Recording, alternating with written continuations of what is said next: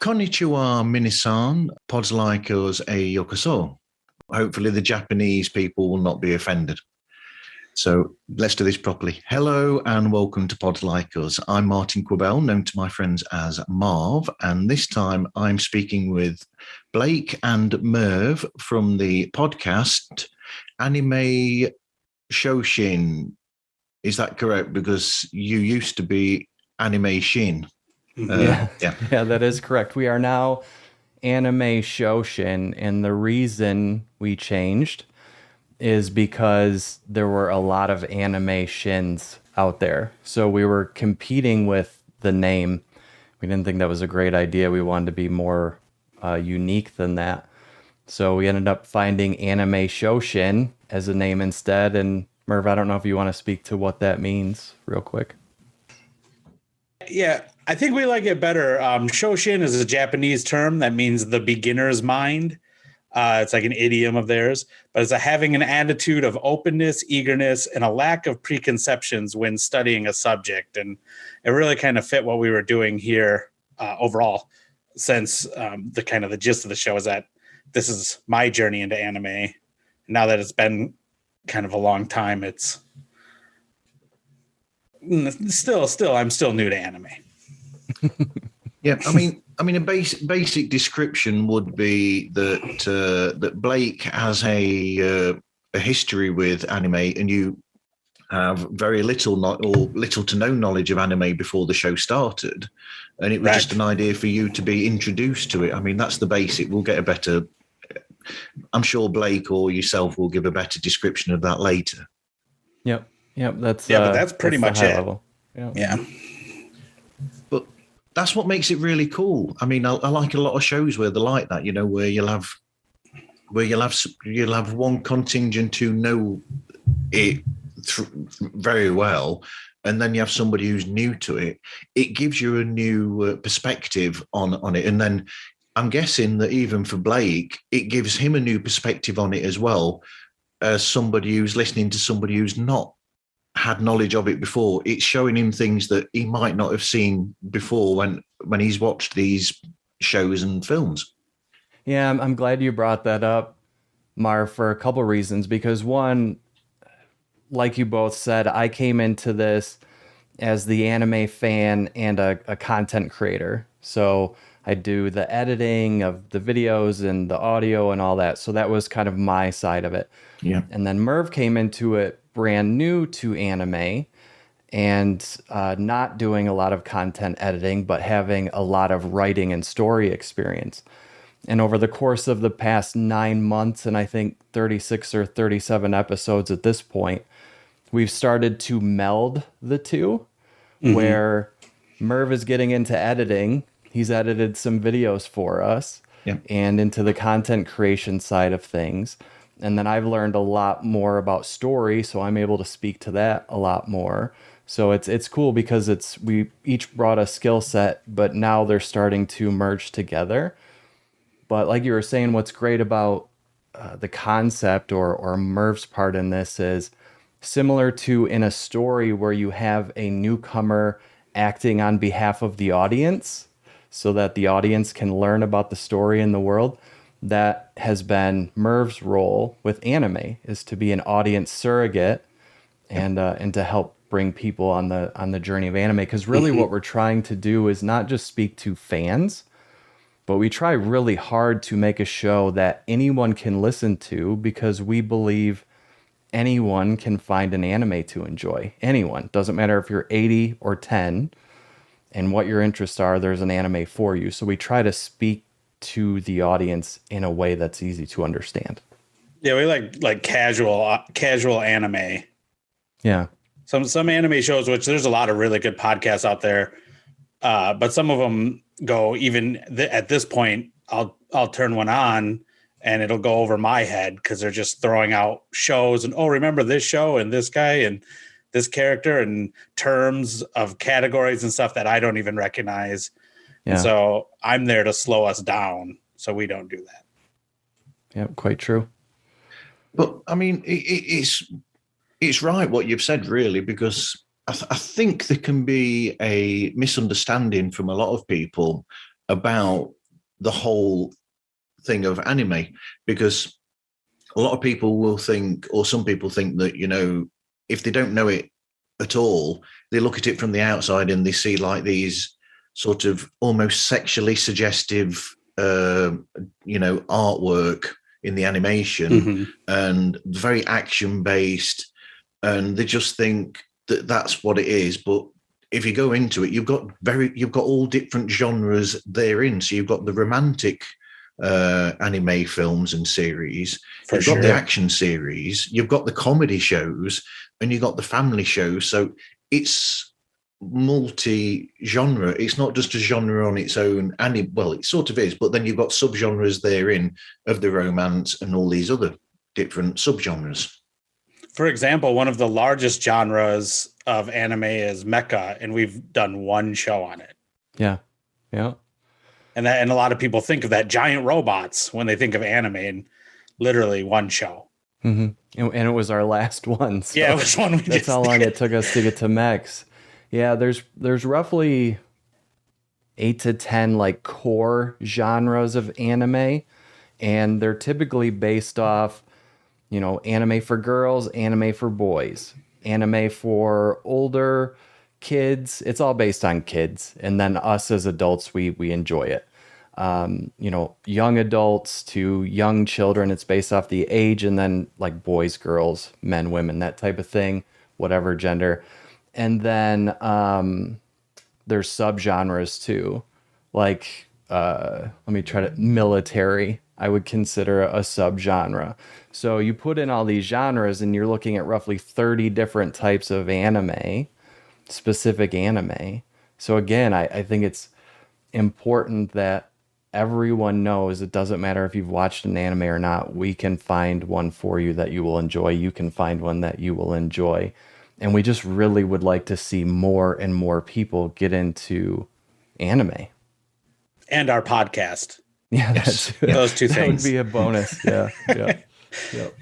I mean, an interesting side one would be actually if at one point you do as a side thing, or have you already done it where you've done episodes where it's almost like you've suggested to people different things where if they want this type of film, then that's for them. If this sort of film, it's them and them and them. Because as you're doing the ratings and you're coming up with the 5s and the 1s and the 2s, and sometimes Blake has actually surprised me with some of his ratings. I'll say that.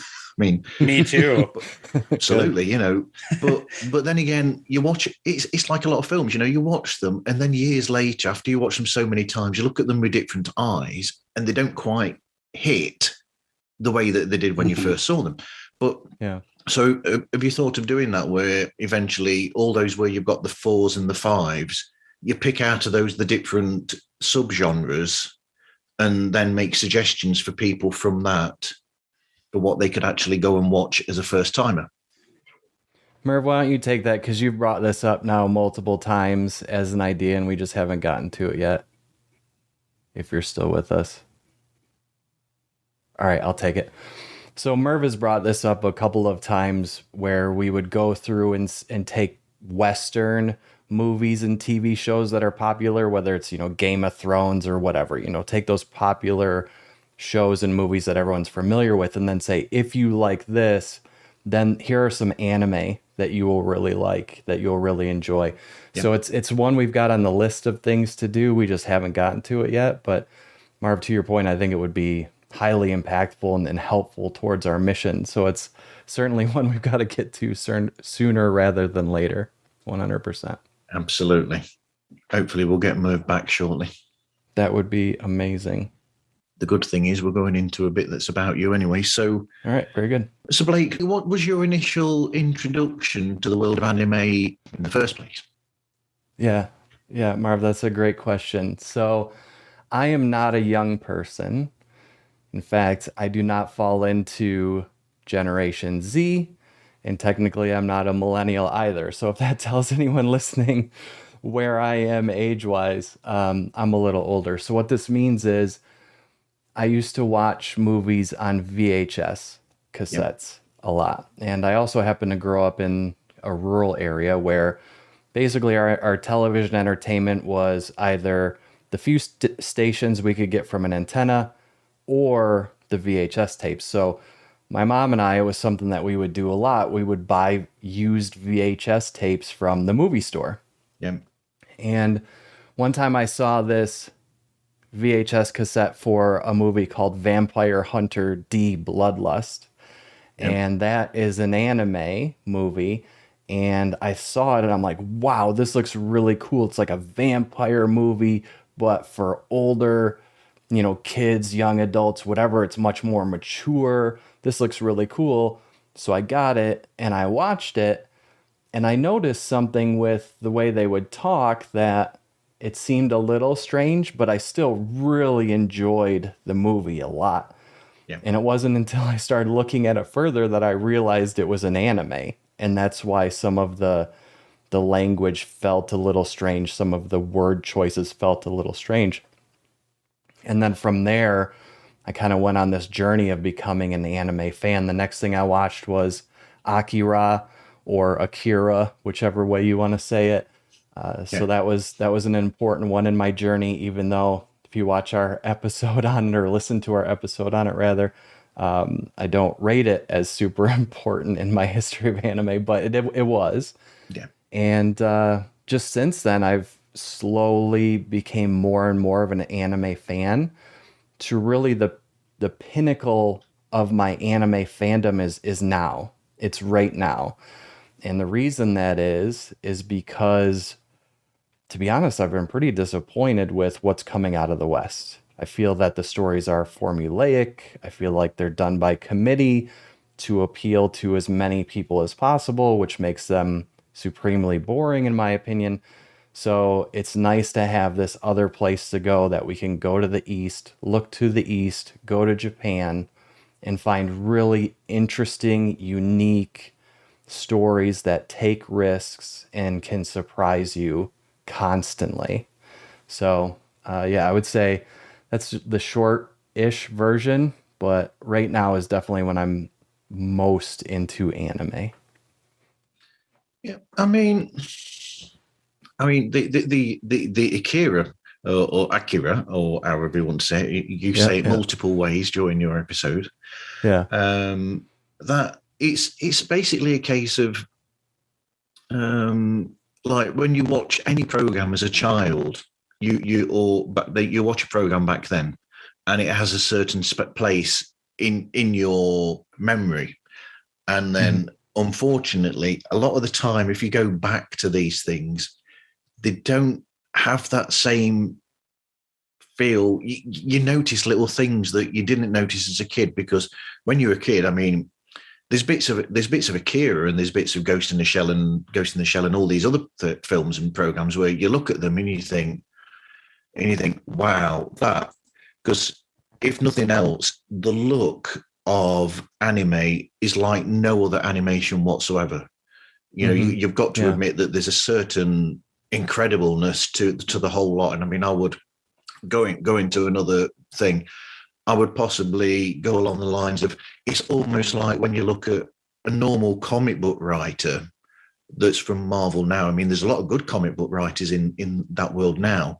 But when you compare it to somebody like Kirby and Ditko back in the day and Romita Senior, it's the difference between the standard what is comics now and what they did back then with, the weird psychedelia that they used to place into these things. It's that sort of difference, but to an nth degree. I think that's completely fair. And there was certainly a lot of looking at Akira through a different lens, just like you said, as an adult. When I was younger, I'll just be frank, I saw the violence and the spectacle of it, and that's what drew me in. And then as an adult, I watched it more, and I was looking more critically at the story and some of the other aspects of the way it's told, and it just like you said, it just didn't have the same magic. Now, to be fair, there's a lot of movies and films and shows that I've gone back to from my childhood, like Labyrinth or something like that, where it still holds up perfectly to this day. But absolutely. Yeah. And even I would say Vampire Hunter D Bloodlust, when we watched it for that episode, held up and was still endearing and a great story to me from my younger days. But yeah, that one just like you said, just didn't hold up. I liked Akira.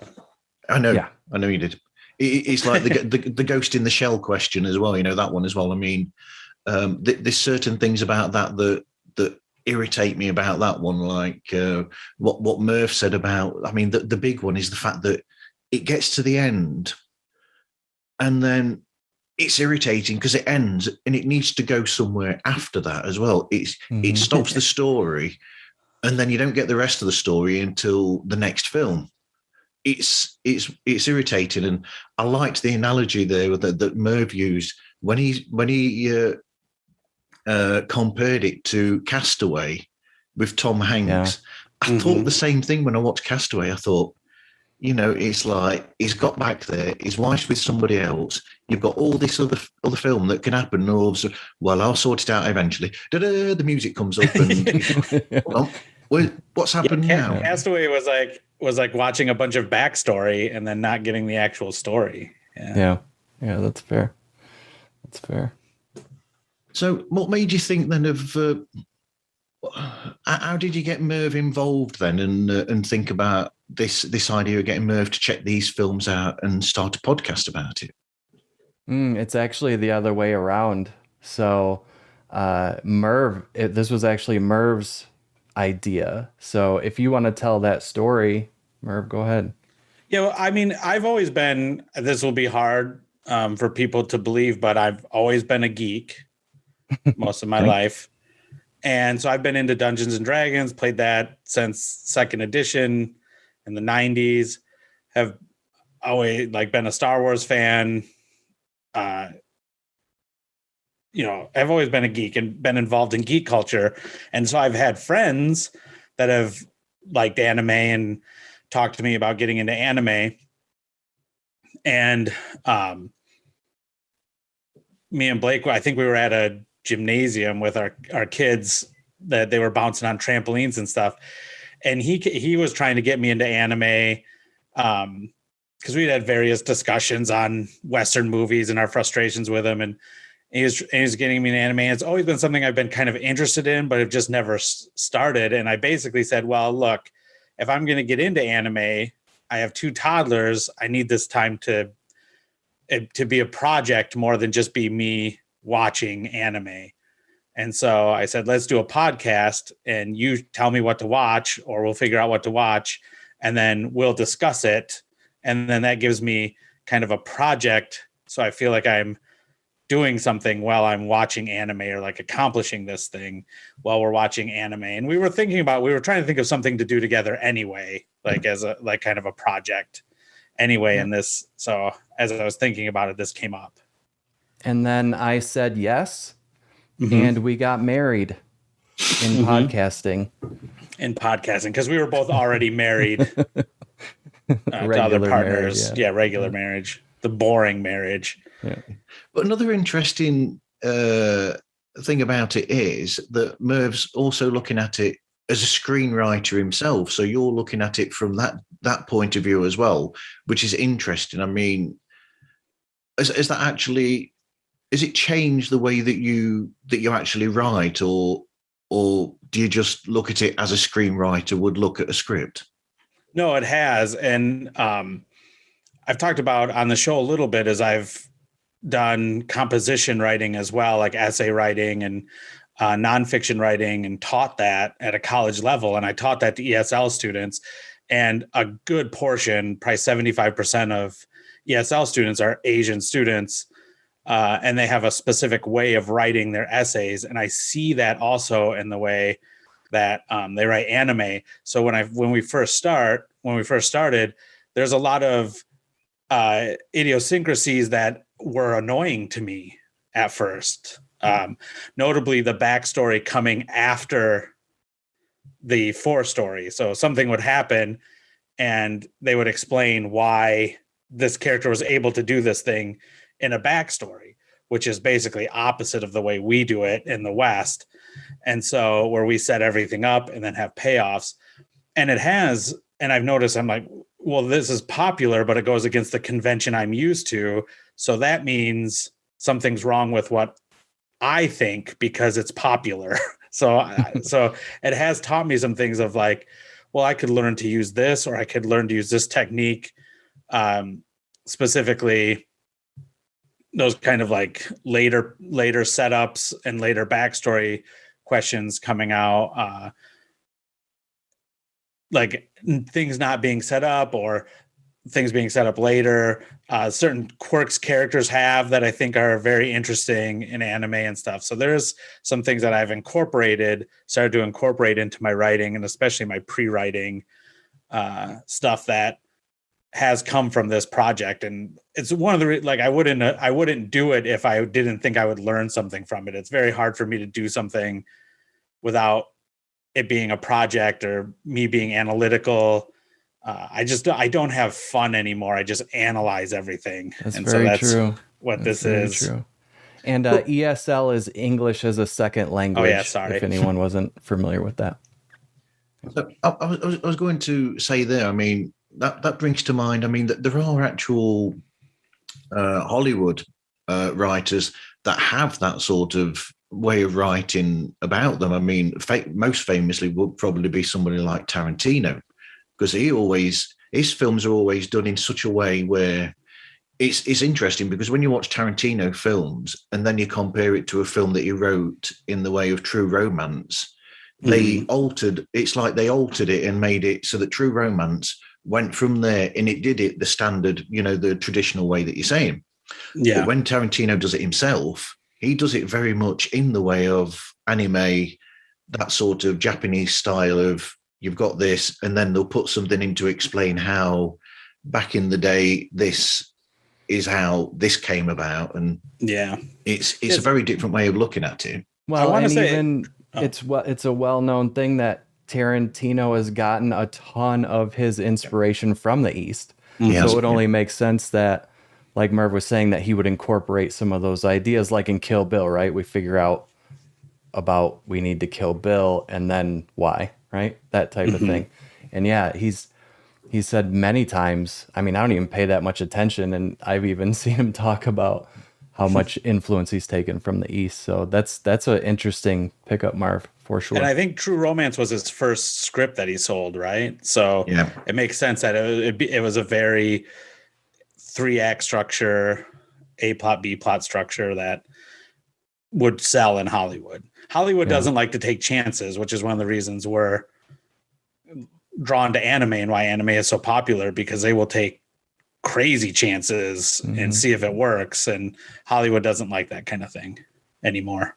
Well, I mean, not just in anime itself, but in cinema from that sort of era or area as well. I mean, you look at the films of Kurosawa, and he will do that as well with films like the Seven Samurai, and also with Yojimbo.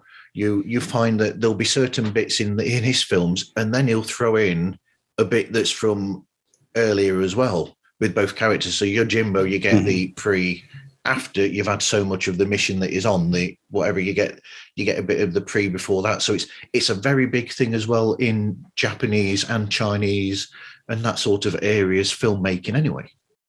You are 100% right, and it makes me think of music from the East as well. So there's a song that because Merv also does some stuff with music, and there was a song I really liked from an anime, and I sent it to him and I said, hey, could we make something like this? It's got a really cool, like, rolling, increasing beat that I like.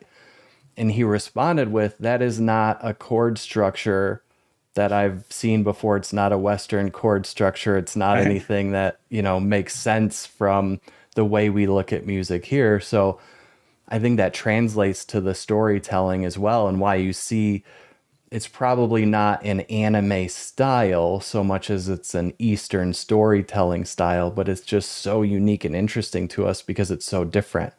And also we used to do that in the West, even Star Wars, people don't think about this, but that was a huge risk.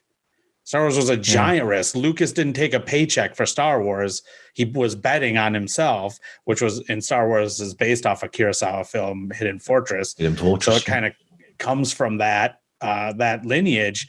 And we've just lost that. Now everything is kind of by committee.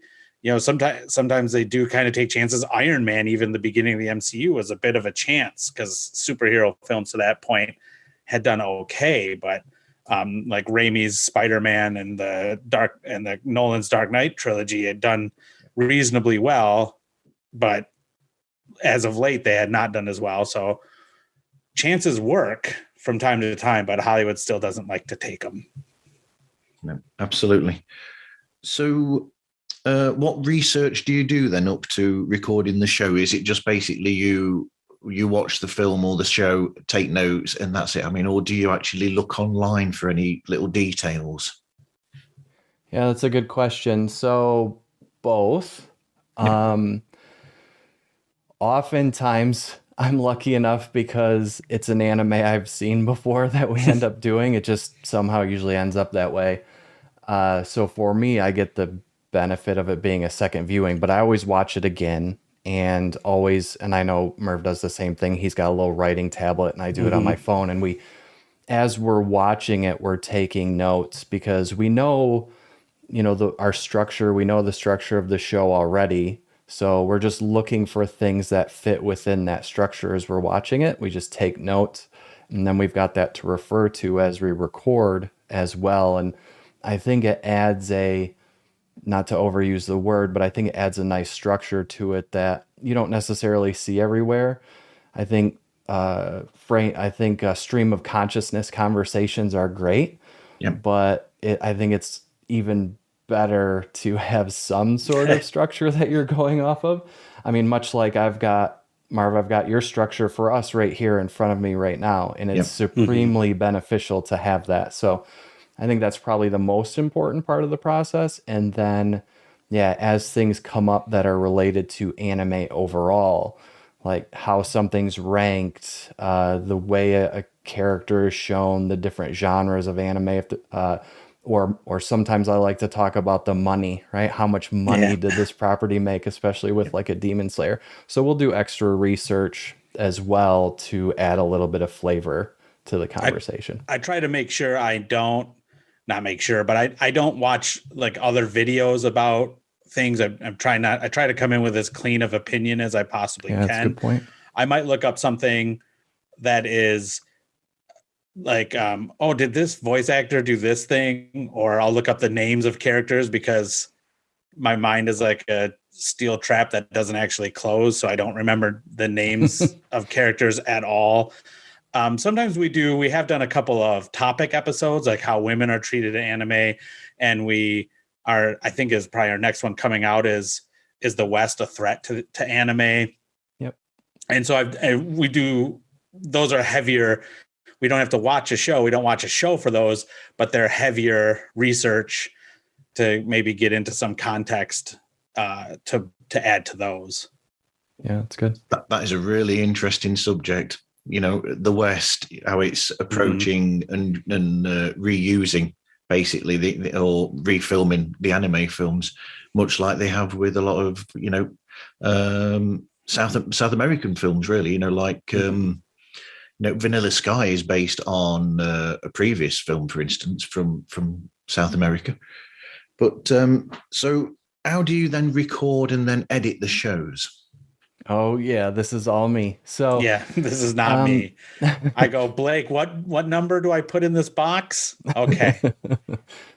So I don't know how technical you want me to get, but I think it's important, just like we are now, that we see each other as we record. So we end up using OBS for everything. For the audio, the video, it's just nice to be able to send that. We use Skype, Zoom, whatever.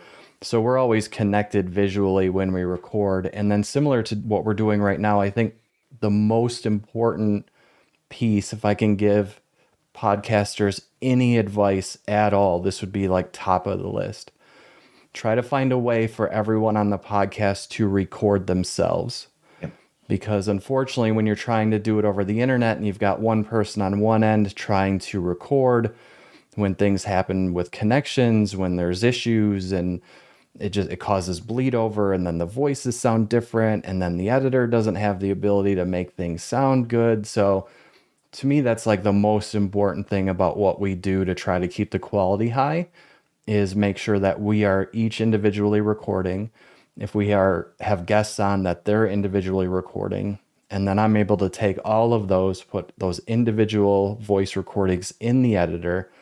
And I spend way too much time on it, Marv. I spend way too much time, lowering the volume of breaths and making sure the S's aren't too sibilant. And, I do a real deep dive with every episode. So usually there's hundreds of edits in every episode. But then once I've got a file where I feel that the levels are good and it sounds good, then I export it and we're off and running. Yeah, you've made me remember that sometimes with some people I use something called Zencaster, and that actually gives separate feeds that are recorded locally. Yeah, that's very good. Which is very good. Really good. I wish Zoom would start doing that, to be honest. Yeah, that would be nice. That would be helpful. It would. So, what standout episodes, or what episodes of your show actually stand out to you so far? Well, I have the list in front of me, Merv, if you want me to start, or if you've got some that you would like to throw out there. I think our Banana episode, which was released on April 1st, is which, if you don't know, Marv, is April Fool's Day over here. It is here as well. Yep. Okay. Oh, I didn't know that. Interesting. Yep. And so that's also my daughter's birthday. When my wife told me her water broke, I thought she was trying to trick me. And that's a true story. But so that's one of my favorites. It was really fun to record because neither of us could stop laughing because we were trying to play it straight. And so that one stands out to me as I think one of our more entertaining episodes, and the one that was probably the most fun to record, or one of the most fun ones to record. Yeah, I'd say if, a lot of people will go back in time. If they listen to one of your episodes, they'll go back in time and kind of start earlier on. Mm-hmm. If someone were to do that, if they were to go back in our catalog, some of the early ones I would definitely look at. One of my favorites to edit, and one of my favorites overall, I feel it's a really clean, brisk episode, but real good quality, is our one on Biohunter. It was our first Halloween episode, so that's one I would definitely recommend people listen to. I think the Cowboy Bebop one is very good. We've talked about this one a few times already. The Akira one is one of my favorites. Because that was the first one. Was that the first one where we really disagreed? It's one of the earlier ones where we had very dispergent numbers. Yes. Yep. I would agree with that. Redo of Healer is one of my favorites for sure. And then I would say, for another kind of controversial one, our Bell anime movie review is a good one to listen to. That one's a little controversial. Because we agreed on that. Yep. And disagreed with the popular opinion. Yes. Disagreed with the public. Yep. I did think our aforementioned the how women are treated in anime, I think is a good episode. It's not funny. It has funny moments, but it's not like Banana, like goofy funny, but it was still really fun to record because it's like it's serious subject matter that needs to be taken seriously, but also it's something that is very different. It's handled very different in Asian culture than it is in the West. Yeah. And I think if there's an episode we've gotten a lot of feedback on, that would be one of them for sure, that people have really reacted to, is how the ladies are portrayed in the animes is the official title of it. And man, I love a lot of them, but I guess I will throw out. They're all gold. Right. Some of them are just double gold. I would throw out two more as options. One, anything Ranking of Kings. So we've talked about Ranking of Kings 18 times, but anything Ranking of Kings is a great episode. And then I really enjoyed our last two episodes, which was a 2-part series with the Simping for Senpai podcast. And we talked about Gundam, Mobile Suit Gundam, Iron Blooded Orphans. Our first mech. And that one's, our first mech. And that one's really good too. So those would be, I think any of them, if it says like, list. any of them, if it says like featuring another podcast, those are always fun. Yeah. We have a couple of them on there. Yep. I was going to say, I mean, the how female characters are treated, that was one that I really noticed on the episode that you did about Ghost in the Shell. Because you were right, where you've got that scene, you've got the male that's got the biotech on them, and they were basically saying, the females will always be naked, and then the males are portrayed this way, right? And it's a sort of inequality, which I suppose if you look back, you can think, well, that's of the time and whatever, but it still doesn't make it right that it was treated, and you had that inequality there at that time anyway. Yeah, sure. I mean, you get that even there was no slave Luke Skywalker, but there was a slave Leia. You get that kind of if you go back. I mean, because honestly, that's what sold, right? That sells. So yeah, naked women always sells better than naked men. But to your point, it's definitely not equality. And Merv's brought that up a few times in a few episodes, that problem, I guess, or that makes it problematic or unfair. Right. Very good. That I don't like. I don't like when it's like, here's some boobs, and then they like blur out like a penis. It's like, who cares? Like, if you're going to show it, go all the way. Let's do this. Yep, absolutely. But also another one that Merv has brought up as well before is the pointlessness of some of it as well. If it's not, okay, you get it. If it's a natural situation and someone's got out of the shower or whatever, then in a film or whatever, then in real life, that's how it's going to be. But sometimes it's there for the sake of, there's no reason for it to be there to push the story along. It's that Goblin Slayer, I think, was the like most shocking for me, and that was kind of early on. And it's like, oh, here's a cowgirl waking up and she's just naked in her bed for no reason, kind of stuff. The fan service, I guess it's known as. Yeah, and I think it depends on who it's for, and also there's certainly a lot of that where it does serve the story. So a series that we're going to be talking about in our next episode that got brought up is interspecies reviewers. And that whole anime is about characters going to different brothels and reviewing the different brothels. So certainly that's an example where it serves the story perfectly. And I think Merv and I definitely agree 100% that with regards to anime and storytelling, any of those types of things, whether it's our favorite or not, they all deserve to exist. Oh, so for sure. There are certainly examples where it does serve the story perfectly. Okay, so I will go to what I have called the quick fire questions. Originally, I was going to call it Ask Blake, but I thought that was a bit unfair. Nice. So, very quick questions then. Favorite anime male character?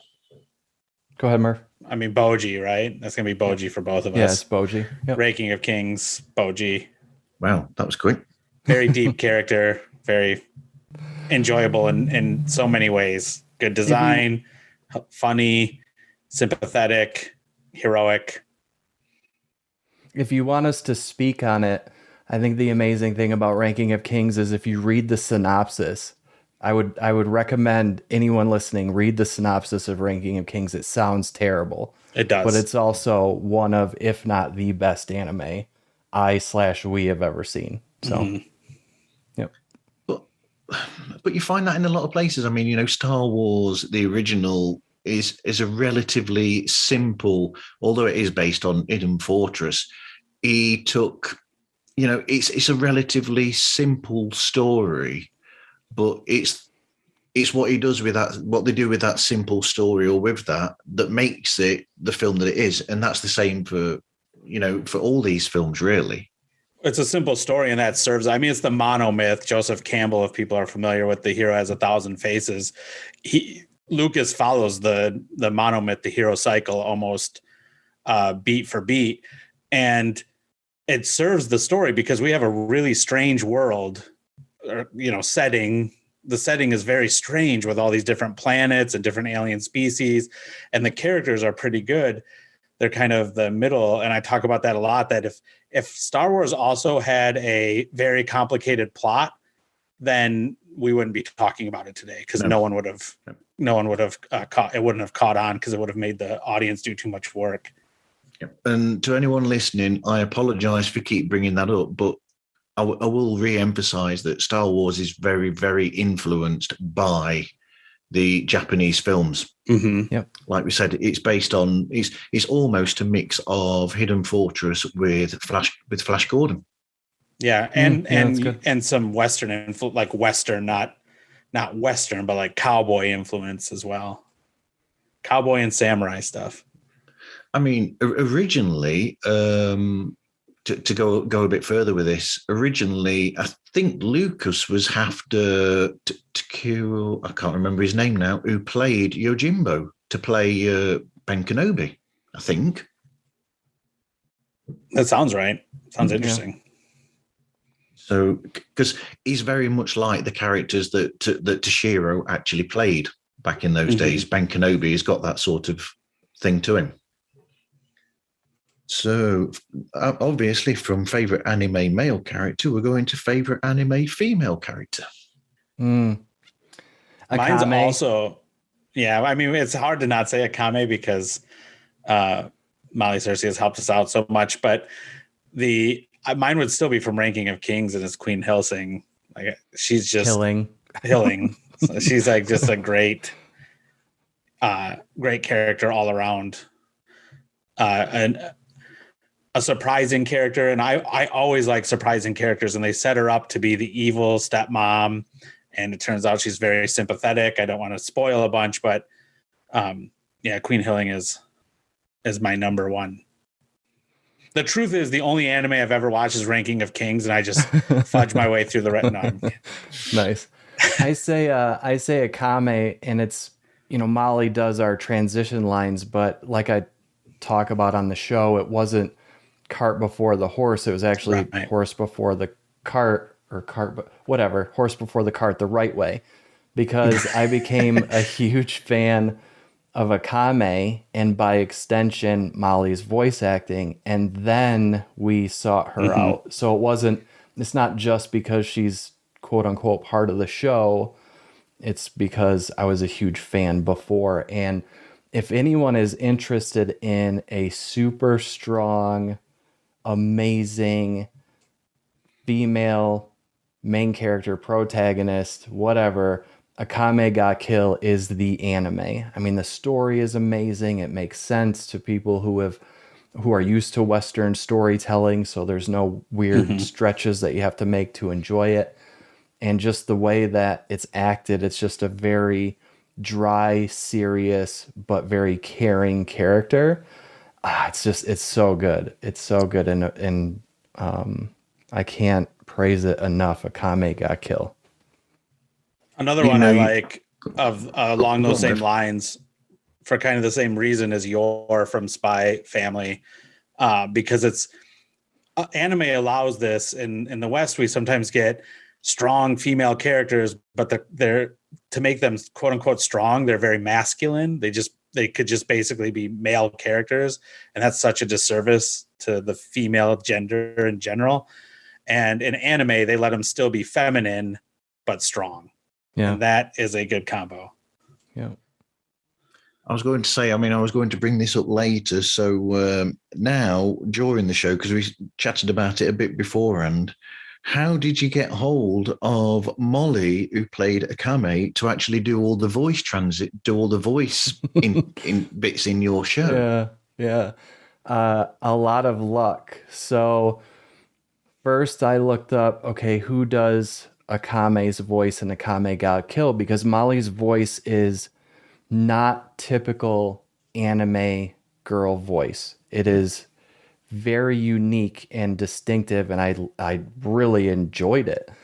It's got a little bit more serious of an edge to it, a little bit drier of an edge to it, which I was really attracted to. So I started researching a little bit, and I found her on LinkedIn.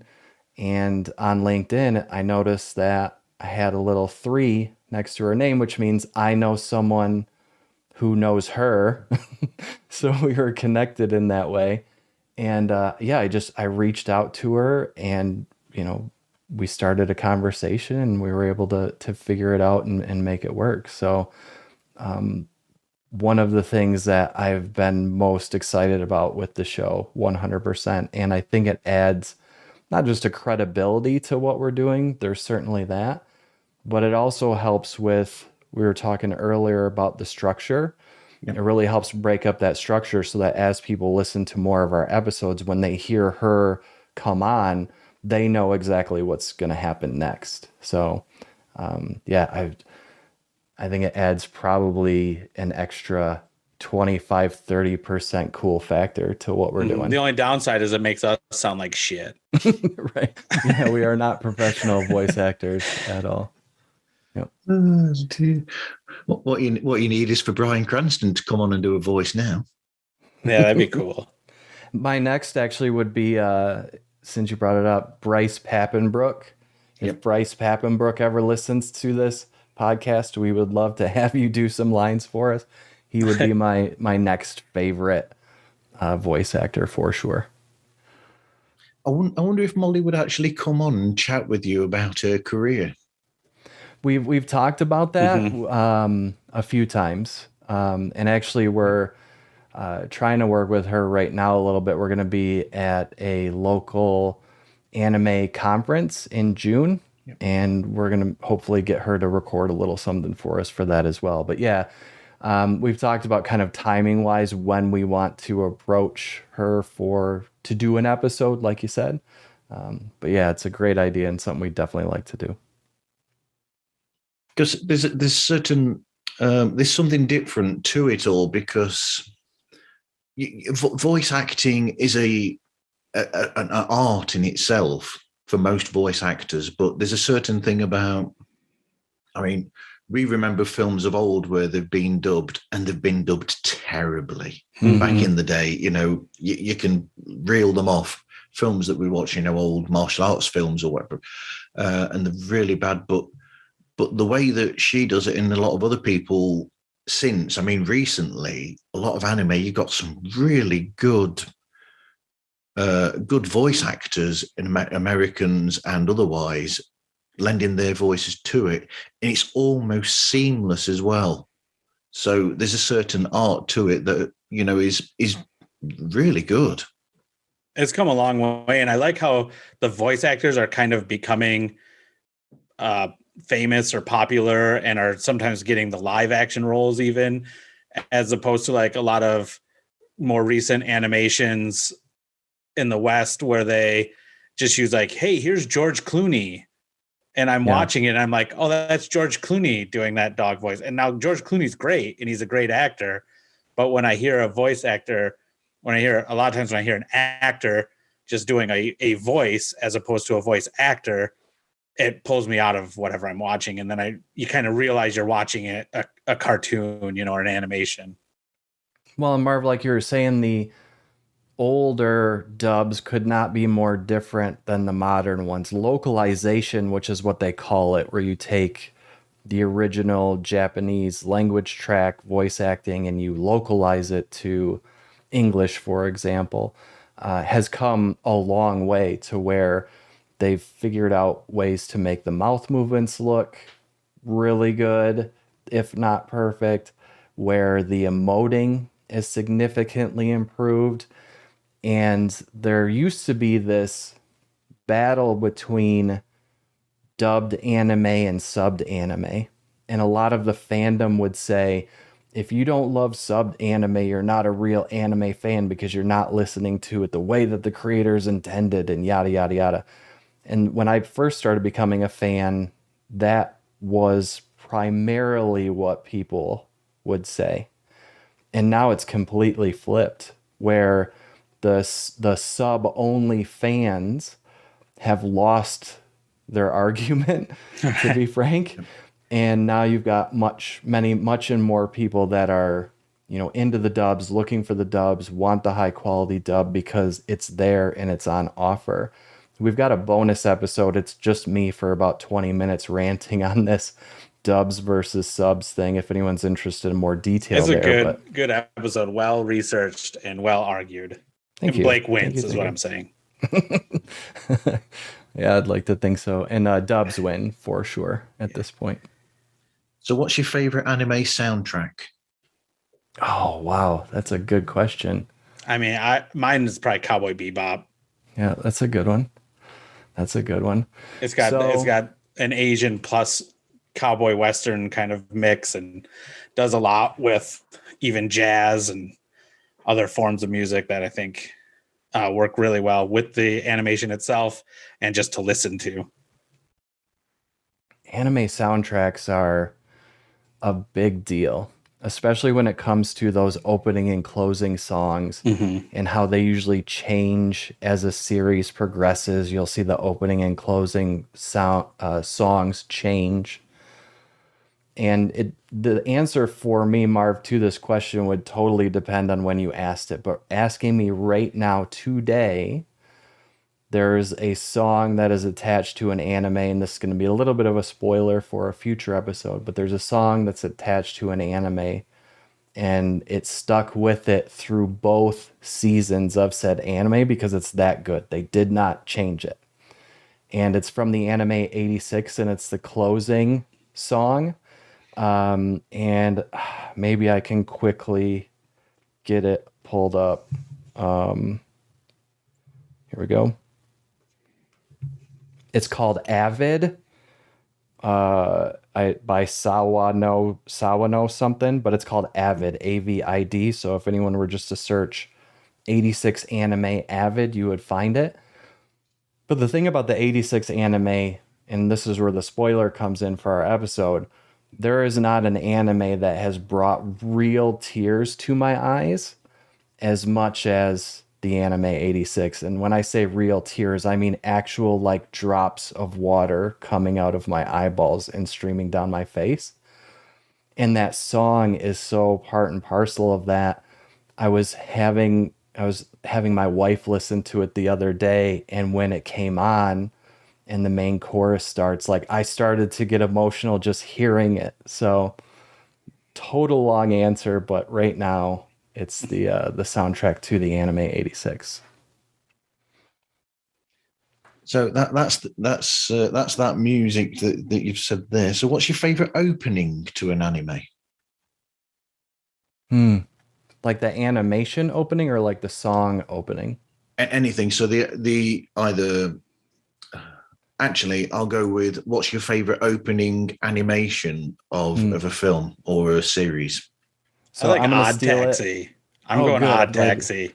That's a good one. Because it's kind of goofy, and the show is just as another one that we kind of disagreed on. Spoiler if you go back and listen, but it was weird and serious at the same time. It just had this tone that was spot on. And you mentioned Cranston earlier. I call it Breaking Bad, the Furries edition. And it's got this, that's the tone of it. And the opening has this kind of quirky animation and song that I think just hit this tone. And so that's the one I really liked. Yeah, I tried to jump in quick because one that I love is Cowboy Bebop, and I thought Merv was going to take that. Just the way that color is used in the opening and the simplicity of it with the jazz music. It's got a very memorable, very cool opening. Something a little newer, something a little more modern would be the most recent or last season of Attack on Titan. And there's just really cool heavy metal soundtrack, and it takes you through kind of a journey of all of Attack on Titan and this season. So if you're someone who's stuck with it for the 80 odd episodes it's been going, as you watch that opening, it's quite impactful, and it's one of the ones I never skip whenever I watch Attack on Titan. I always watch that intro all the way through. So that's your favorite opening. What's your favorite ending? And I know it's not going to be Ghost in the Shell.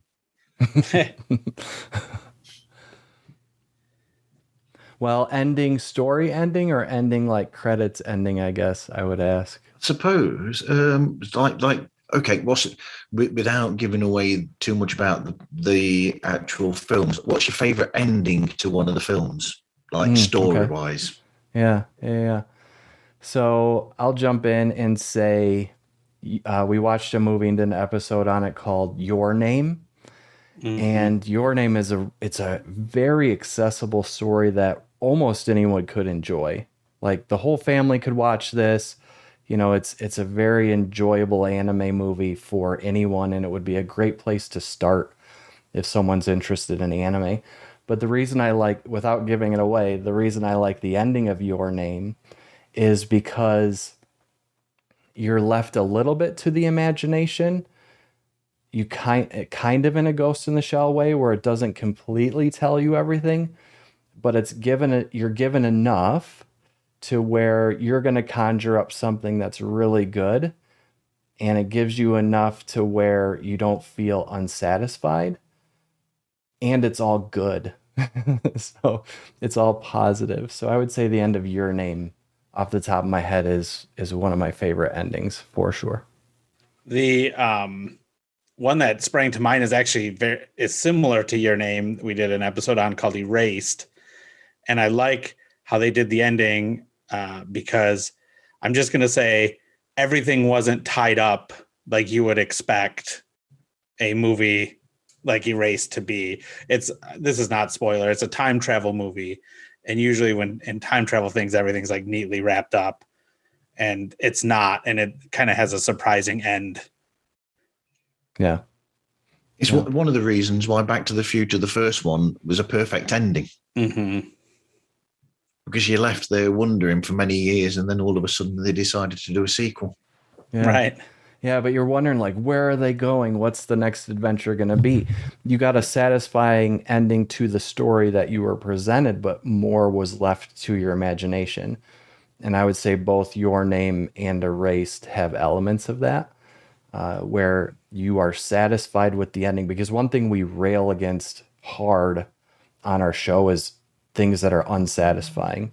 So whether it's an ending or an episode or the way a character, if it's not satisfying, we immediately are like docking points off. So that's what's nice about these is they're satisfying plus, I would say. And those are both kind of one and dones. Your Name is a movie, and Erased is a one miniseries.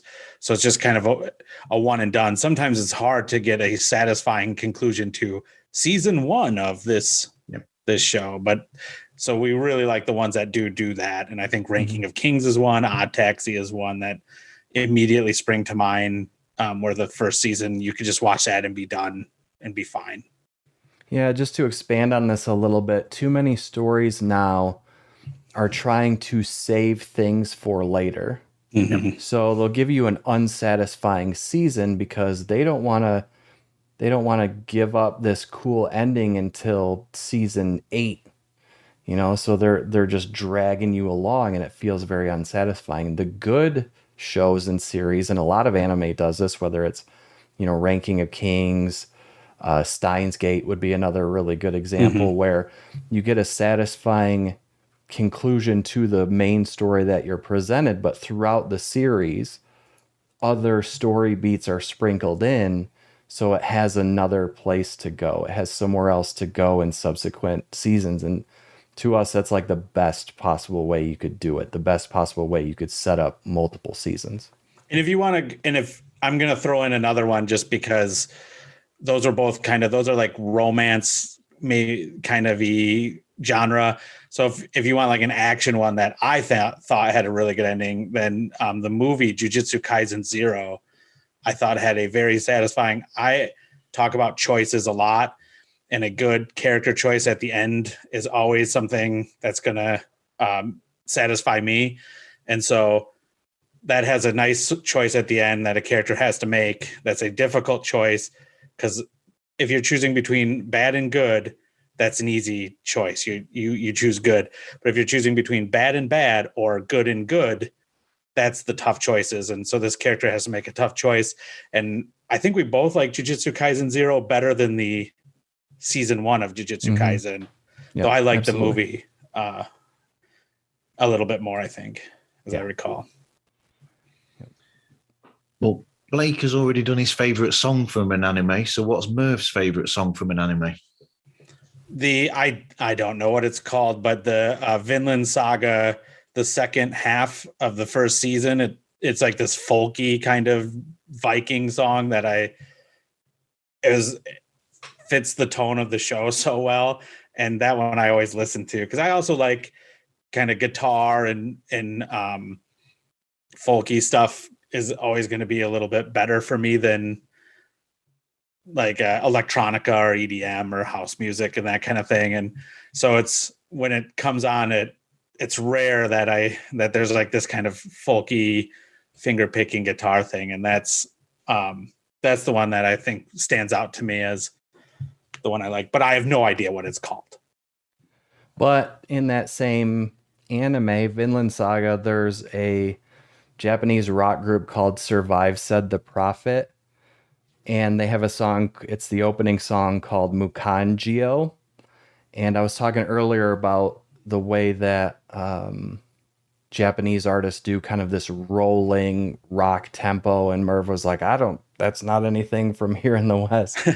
That song by Survive Said the Prophet from Vinland Saga is an amazing song. And it has that rolling tempo, that rolling beat that I was talking about earlier. The music from that show is solid all around. Yep. What's your favorite overall scene from any anime?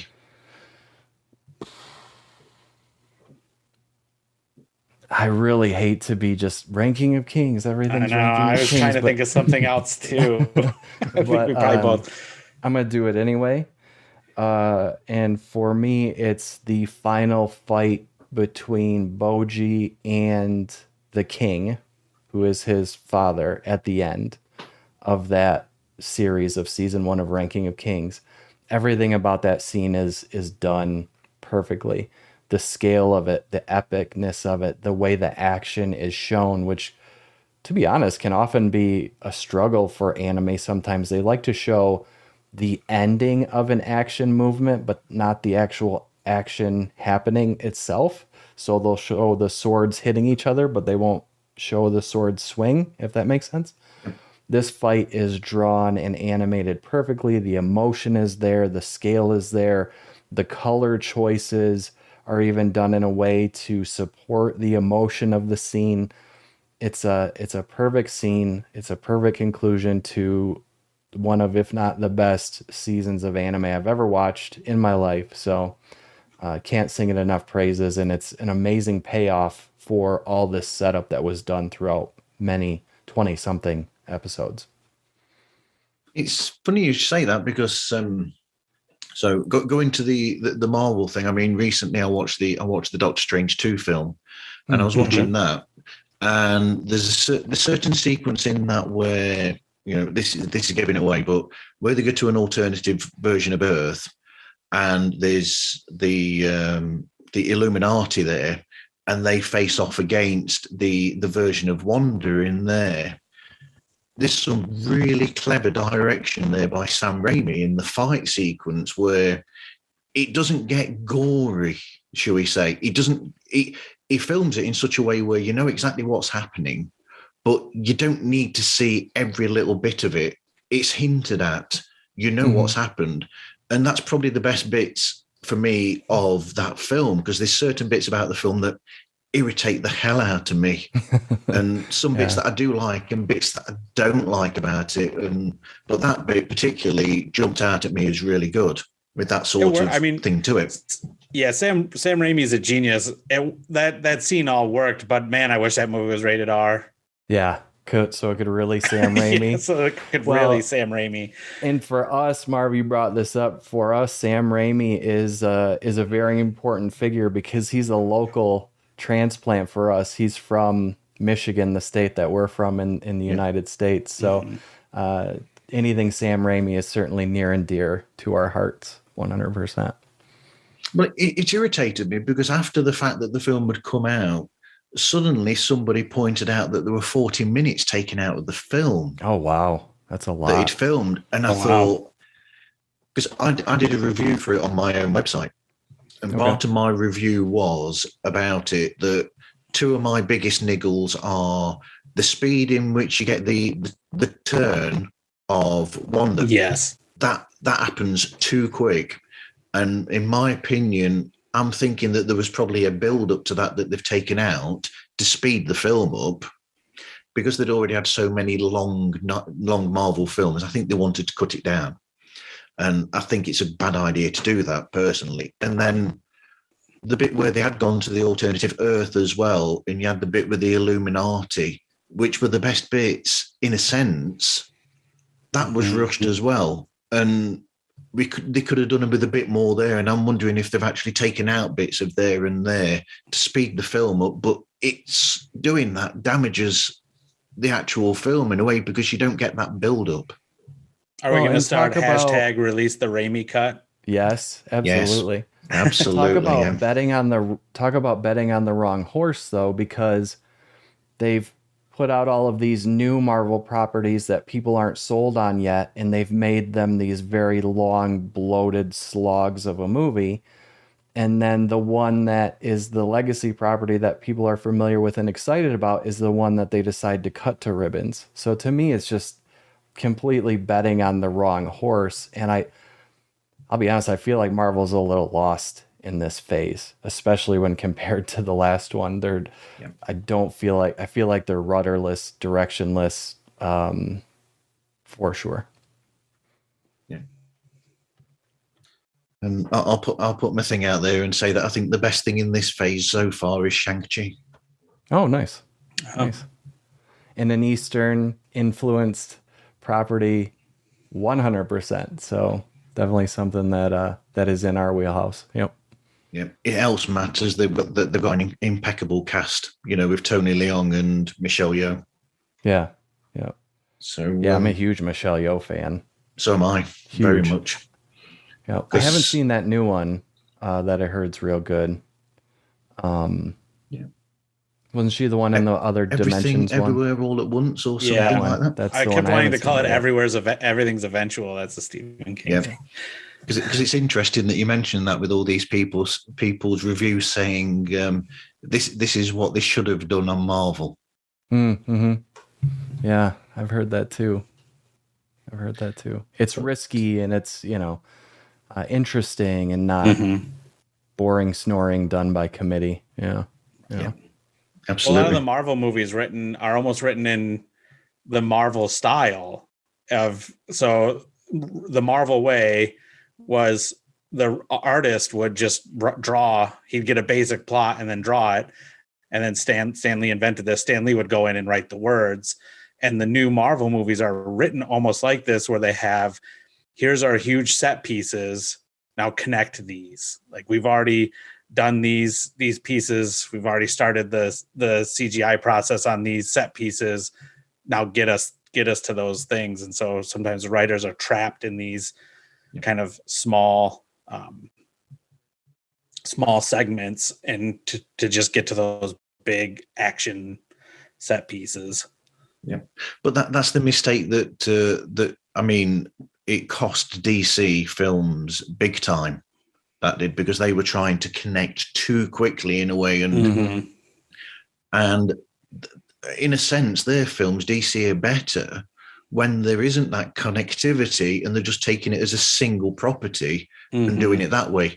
Because if you're trying to connect something to something too quickly, you're going to have a problem there. Because at least with the first few phases of Marvel, you had a build. In essence, so the first films of the individuals, they were individual films and there was no connectivity except for like one sequence at the end of each film or whatever. Other than that, they were their own solo film until you got to the first Avengers, and then suddenly they're trying to connect everything. And I agree. I will say this though, I am a fan of the Snyder Cut. I did really enjoy that a lot. It's just too long for me to sit through. Oh, not for me. I loved it. I loved it. Just don't have that attention span. Just cut it into 4 bits, Merv. And that's what people say. It's like a mini series. to your point, it even is like as you watch it, it's like part 1 and then an hour or whatever, and then part 2 and then like an hour. So it's even like segmented like that. I should watch it because I'll even say I didn't hate the Justice League movie. I think Ben Affleck is the best Batman. I said it. Yeah, I think that's a fair. I have more nostalgia berries for Michael Keaton for sure, but from a Michael Keaton's a great Bruce Wayne, not a very good Batman. Yeah, I So you really want to see what he's like in that Flash film. Yeah, it'll Michael be interesting. Keaton. Yeah. I'm probably more interested in Michael Keaton in the Flash film than Flash. The Flash. Ezra Miller. Yeah. Same. Yeah. Yeah. So I can't believe I've put this. Who would you say is the closest anime character to yourselves, Merv? What's his name from Steins Gate? Starts with a D. Duma. The Daru. Daru. Daru. There it is. Yeah, Daru from Steins Gate. The fat perverted kid. Yeah. That's a good one. I can't see it personally. Who is the closest to me? That's a tough one to come up with. Redo of Healer, probably. What's the main character's name in Redo of Healer? Who cares?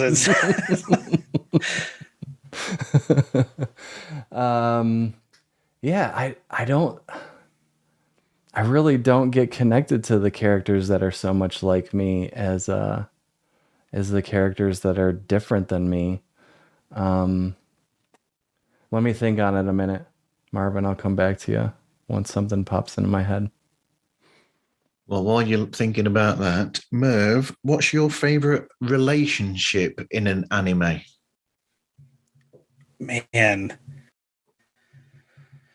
See, I immediately want to go back to Ranking of Kings because Boji and Kage are like such a good friendship. But I'll give a different one because I think that's we've been to that well so many times. So I'll go Steins Gate, which I've talked about a couple times, but Steins Gate's it's a long time travel season for like one season. It's 2 seasons, but the first one is like a standalone. And Ocarine, the main character, and his relationship with Christine, who he calls Christina. That's not her real name, but he just assigns people names. And the way their relationship kind of comes and goes and blossoms, I think is very, very fun. And again, that has a very good ending choice that season. That's good. All right. So first, the character that I would associate myself with, at least in a couple of ways, is Nanashi from Sword of the Stranger, which was our very first episode. Yep. And I guess the reasons I would connect with him is he's wants to be helpful, wants to help others, but is also a little quick to irritate about it. And, has to use the Taken terminology, has a certain set of skills and is able to use those to pretty good effect. So I can relate to that where I really want to be helpful but unfortunately sometimes, I can be kind of quick to be irritated as I'm helping others. So I do relate to that, at least those character beats from that. And relationship wise, I mentioned this anime, but it's the main relationship in the anime 86, and I'm pulling up the character names just because I'm having trouble remembering, but it's Shin and the handler one. Let me get the name real quick. Characters. So Shin is the main character. Why is it not pulling up? I'll go another relationship that I like since we're in here is Jet and Spike from Cowboy Bebop, which again we've talked about. They're going to come up. The best ones are going to come up kind of over and over, but that's not a like romantic relationship. It's like a friendship relationship that's all business to kind of start with, and they try to keep it. Both of them try to not show like how much they care for each other and stuff. And so that's a good like friendship relationship that I think works really well. All right. So thank you, Marv, for that time. I really appreciate it. So it's Shin and Lena, and it is a romantic relationship, and it spans the 2 seasons.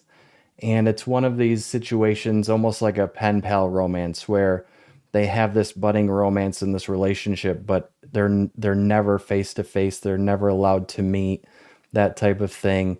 And so it's very potent, very powerful. If anybody wants an anime that will bring you to tears, and does have a strong romance, but also a lot of cool robot fight scenes, 86 is, again, I'm spoilering our episode on it, but it's close to a perfect anime. At least the first season is. So, what's your favorite anime animal?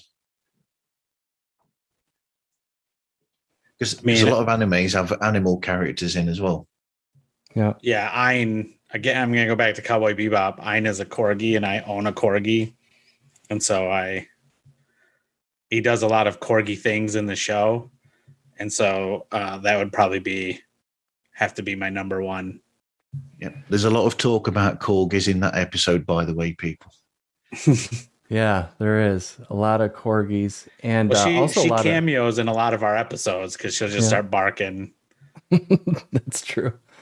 So my favorite animal in an anime, you might even be able to argue the anime-ness of it, but since it was still drawn in the East, even though it's a story from the West, but there's an anime on Netflix called Dota, and it's based off the Dota video game.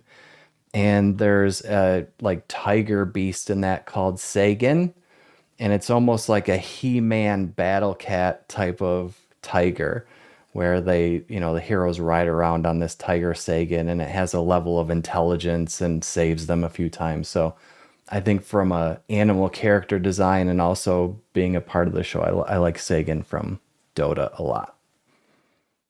What's your favorite fight scene, Merv? So the stranger, the end fight scene. There's one moment where a sword breaks off, and one of the minions, bad guy, he's like the second or third in command, so he's kind of a above minion status, but he's just like walking around and kind of talking, and then it pans out and he has a sword stuck in his head, and it's just the whole sequence is really good, and it's like unnerving, and the action is cool, and they actually show the sword fighting. It's a sword fight you've been waiting for the whole show. When are these two gonna fight? They keep like seeing each other and eyeing each other, and we know a lot about both of them, and so that would be mine. So I already mentioned the fight in Ranking of Kings, so that would be one of my top for sure. But I would also add in the fight between Gearless Joe and Yuri at the end of the first season of Megalobox. So if anybody likes boxing, if anyone likes Rocky, you may have noticed, Marv, I've talked a few times about this because I expect you have people who listen who are not already anime fans. So I'm hoping to pepper in a few options here if folks want to, see what it's about and maybe watch some shows that are accessible. Megalobox is highly accessible to Western trained movie going and show watching audiences. And the fight scene between Yuri and Gearless Joe is like the Rocky character, and Yuri is like the Dolph Lundgren character in Rocky, right? Except more likable. Yeah, that's fair.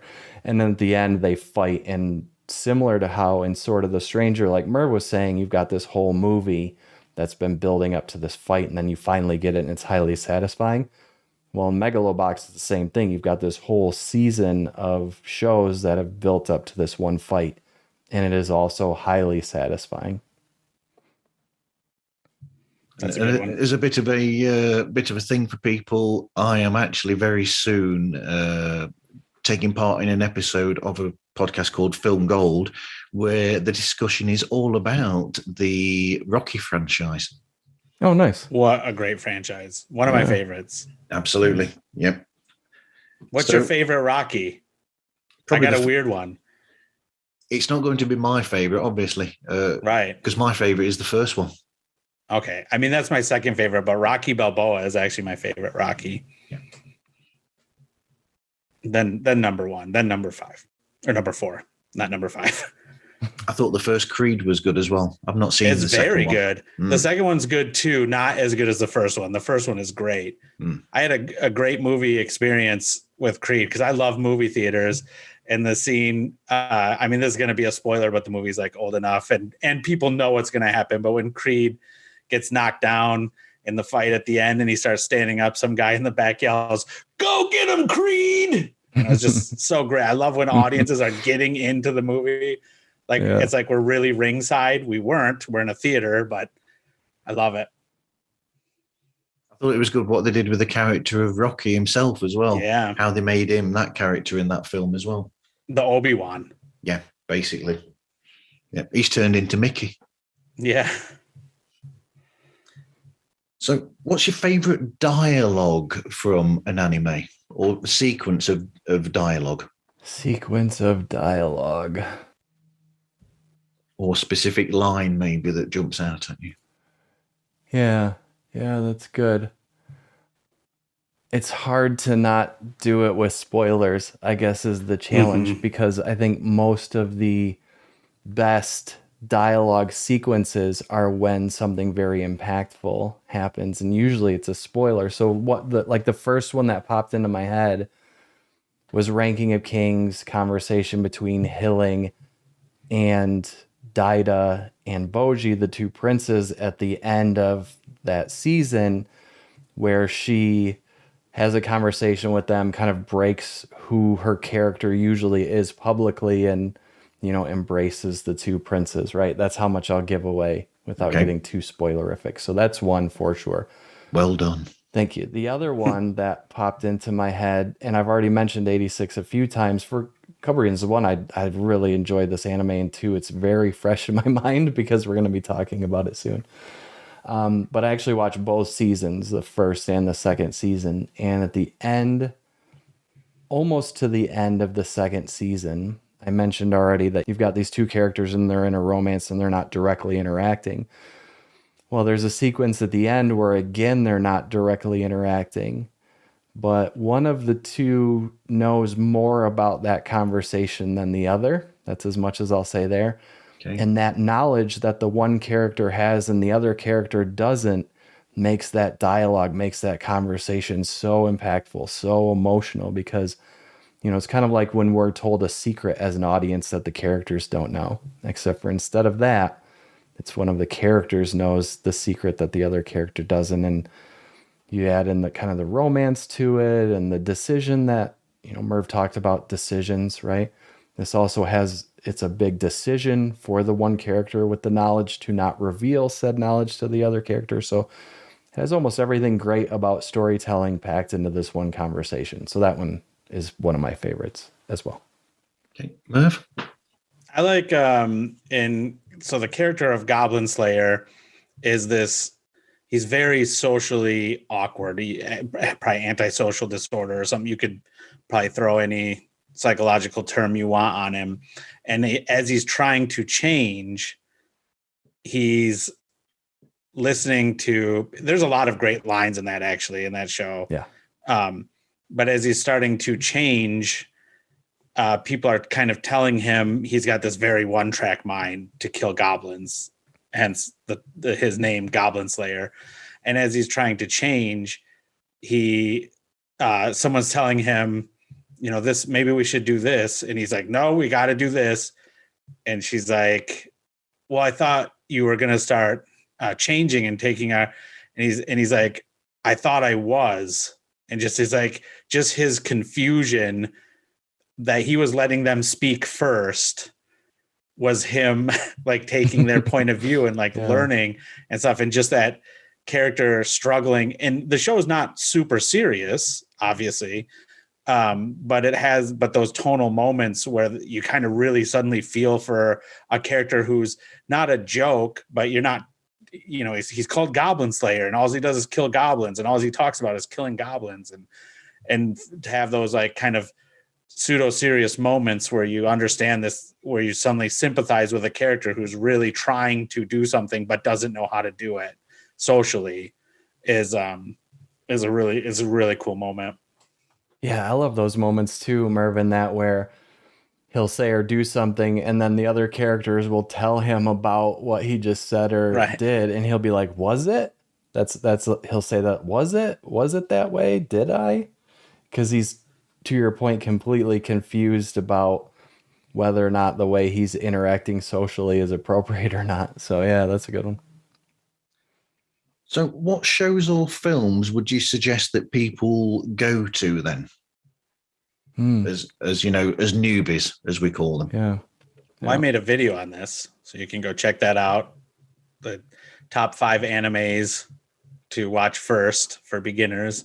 Yep. And there's actually, I think I actually ended up with like 8 of them on there, but a lot of the ones we've already mentioned. I mean, if you hear us mention these animes when you're asking us, what's your favorite this? What's your favorite this? What's your favorite this? And these ones come up over and over. Those are generally a good place to start. More or less, those are a lot of them that we've mentioned over and over. Ranking of Kings, Cowboy Bebop, Your Name. Those all end up on that list. Yep. Erased is another one that we've brought up for sure. Erased is very good for people getting into anime. It's a little more adult. It has more adult themes, but it's not, crazy, and there's not over sexualization of anything. It's there's not too much anime goofiness, as I call it. Yeah. But I mean that in a loving way. A really cool story. If someone wants to look at something that is a little bit more out there, a little bit more anime style, but still approachable and a little bit more on the mature side of things, more from a violence and gore standpoint than anything. But there's an anime, it's fairly recent, it's like 2017, something like that. It's called Made in Abyss. Yep. And basically the storyline is there's this hole that's opened up in the world, and it's this super deep abyss.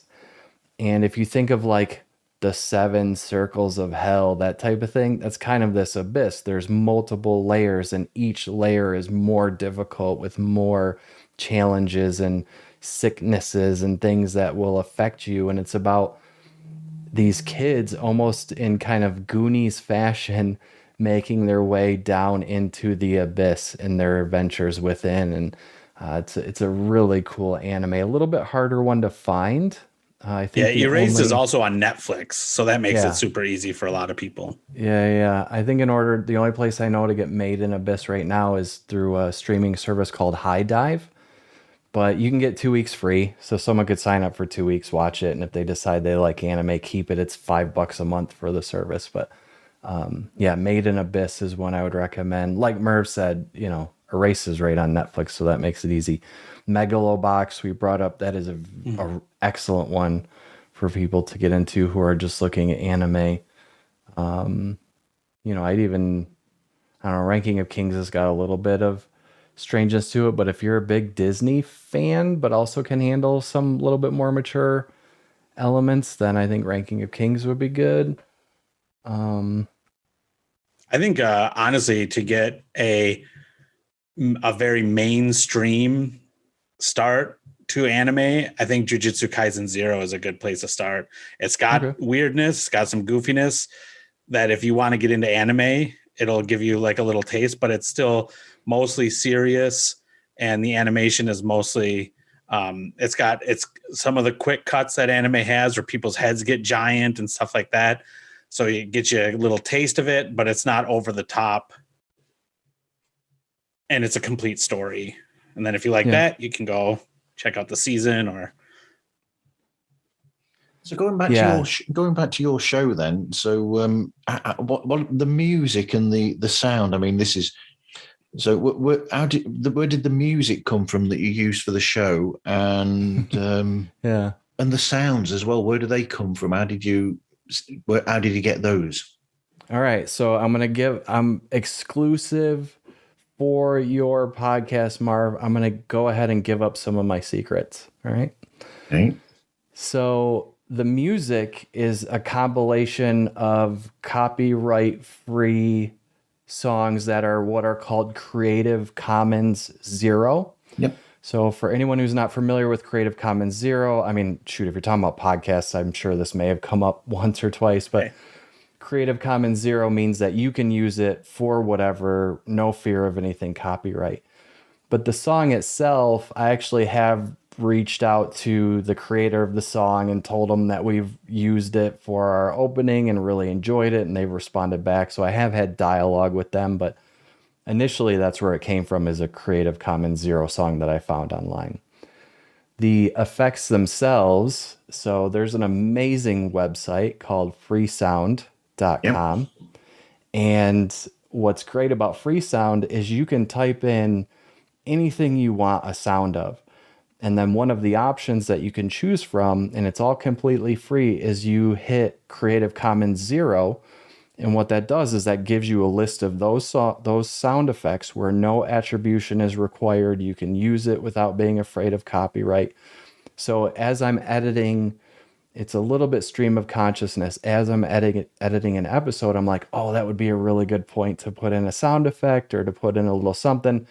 So if it's not something I already have in my bank of sound effects, I'll go to Freesound, look up like, ducks quacking or whatever, hit Creative Commons Zero, a list will come up. I find one I like and I download it. But then what anyone who does a lot of editing will find is you start hoarding some of these sounds and loops and things like that. And you start to keep a memory of the ones that you like a lot, and you'll start to reuse some of it, that type of thing. But yeah, those are my, I guess, trade secrets on where we got, other than the Molly stuff we already talked about, but where we get a lot of our effects and sounds and things like that. Absolutely. I keep getting emails every now and again telling me when people have used my sounds that are on Freesound, because I've got different music bits on there. So okay. Occasionally somebody will say, and they'll leave a message saying, thanks for the tambura, which is an Indian instrument that I've got a piece on there, and there's some percussion that I've played and all sorts, bits of guitar, and occasionally every now and again I'll get, somebody's used your music. Oh, thanks. So, cool. That's amazing. And thank you for contributing to the Freesound, because there's so many of us creators that we would not be able to make near as professional sounding or as good as sounding content without folks willing to do that, because it's not like we're getting rich making this podcast, right? We're not. I mean, I am, but I'm hiding all the finances from Blake. Hoarding it all, yeah. You see it all with all that stuff behind you. Yeah, that's all. Right. We wouldn't be able to pay $12 for that music sample, or $24 for a duck quacking, or we wouldn't be able to do it. So I'm always grateful when I hear of people contributing to that. One other thing I want to throw out there too, this is an anime, kind of going back, a question that everyone's heard of, but I'd recommend Death Note as a great anime to look at if you're getting into it. It's what restored my fandom and interest in anime quite a few years ago at this point, but I'd taken a little break from anime and then watched all of Death Note, and it catapulted me right back into watching a ton of anime. So there's just one that popped in my head as we were talking, so I thought I'd throw it in there. Well, luckily your introduction to anime is probably more something that you'll mention, rather than, I shouldn't really mention this. My introduction was probably the very butchered, was it called Gatchaman or whatever, and they made it into Battle of the Planets. Yeah, that sounds right. And not as fun of one, maybe. Tough one to latch on to. Absolutely. Yeah. Hellsing is another one that was early on when I was getting into anime, and if anyone likes vampire stuff, Hellsing is a great anime to get into. Wow. So yeah, to your point, I was real lucky. Like, I somehow just stumbled on some really good anime to watch starting off that was weird, but not too weird to turn me off to anime. And then we talk about this a lot too on the show, as you start to learn the language of anime. And now at this point, it could be the weirdest anime trope, the weirdest anime thing that exists, and it just feels normal, because it's like you've learned another language in the way you process entertainment.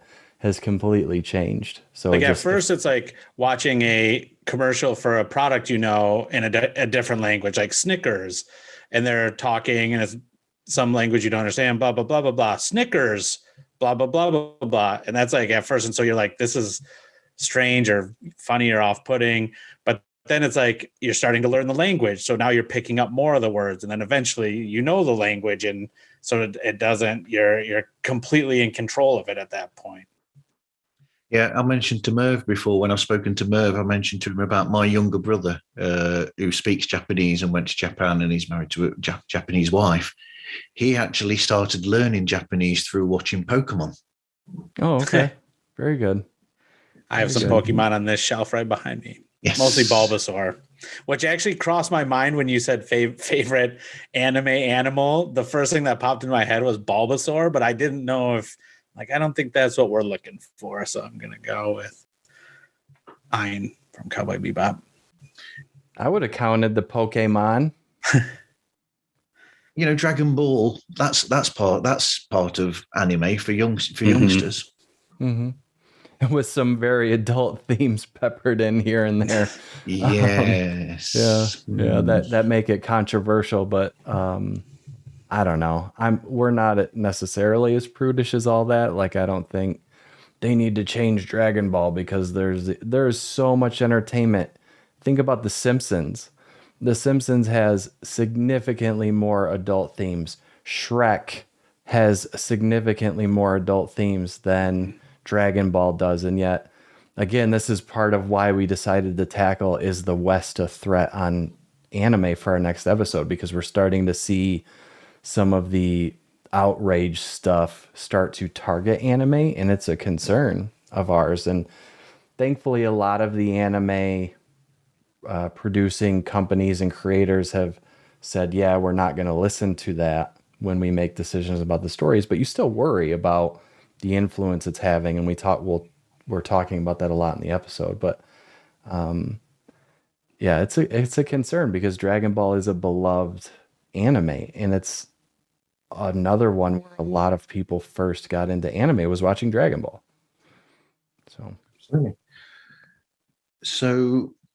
the logo as well, that's pretty cool. That's the haircut of, I'm trying to think of the character who's am I right in thinking it's somebody's haircut?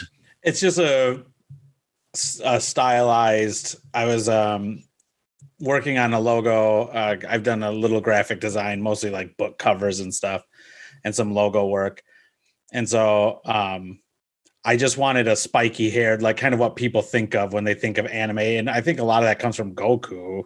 Speaking of Dragon Ball Z, as you think of that, like spiky hair. So I just wanted something that was recognizable as any anime character. And I drew one first, and then I cleaned it up, and we have the one that we have now. And we went with purple as a color scheme because not many people use purple.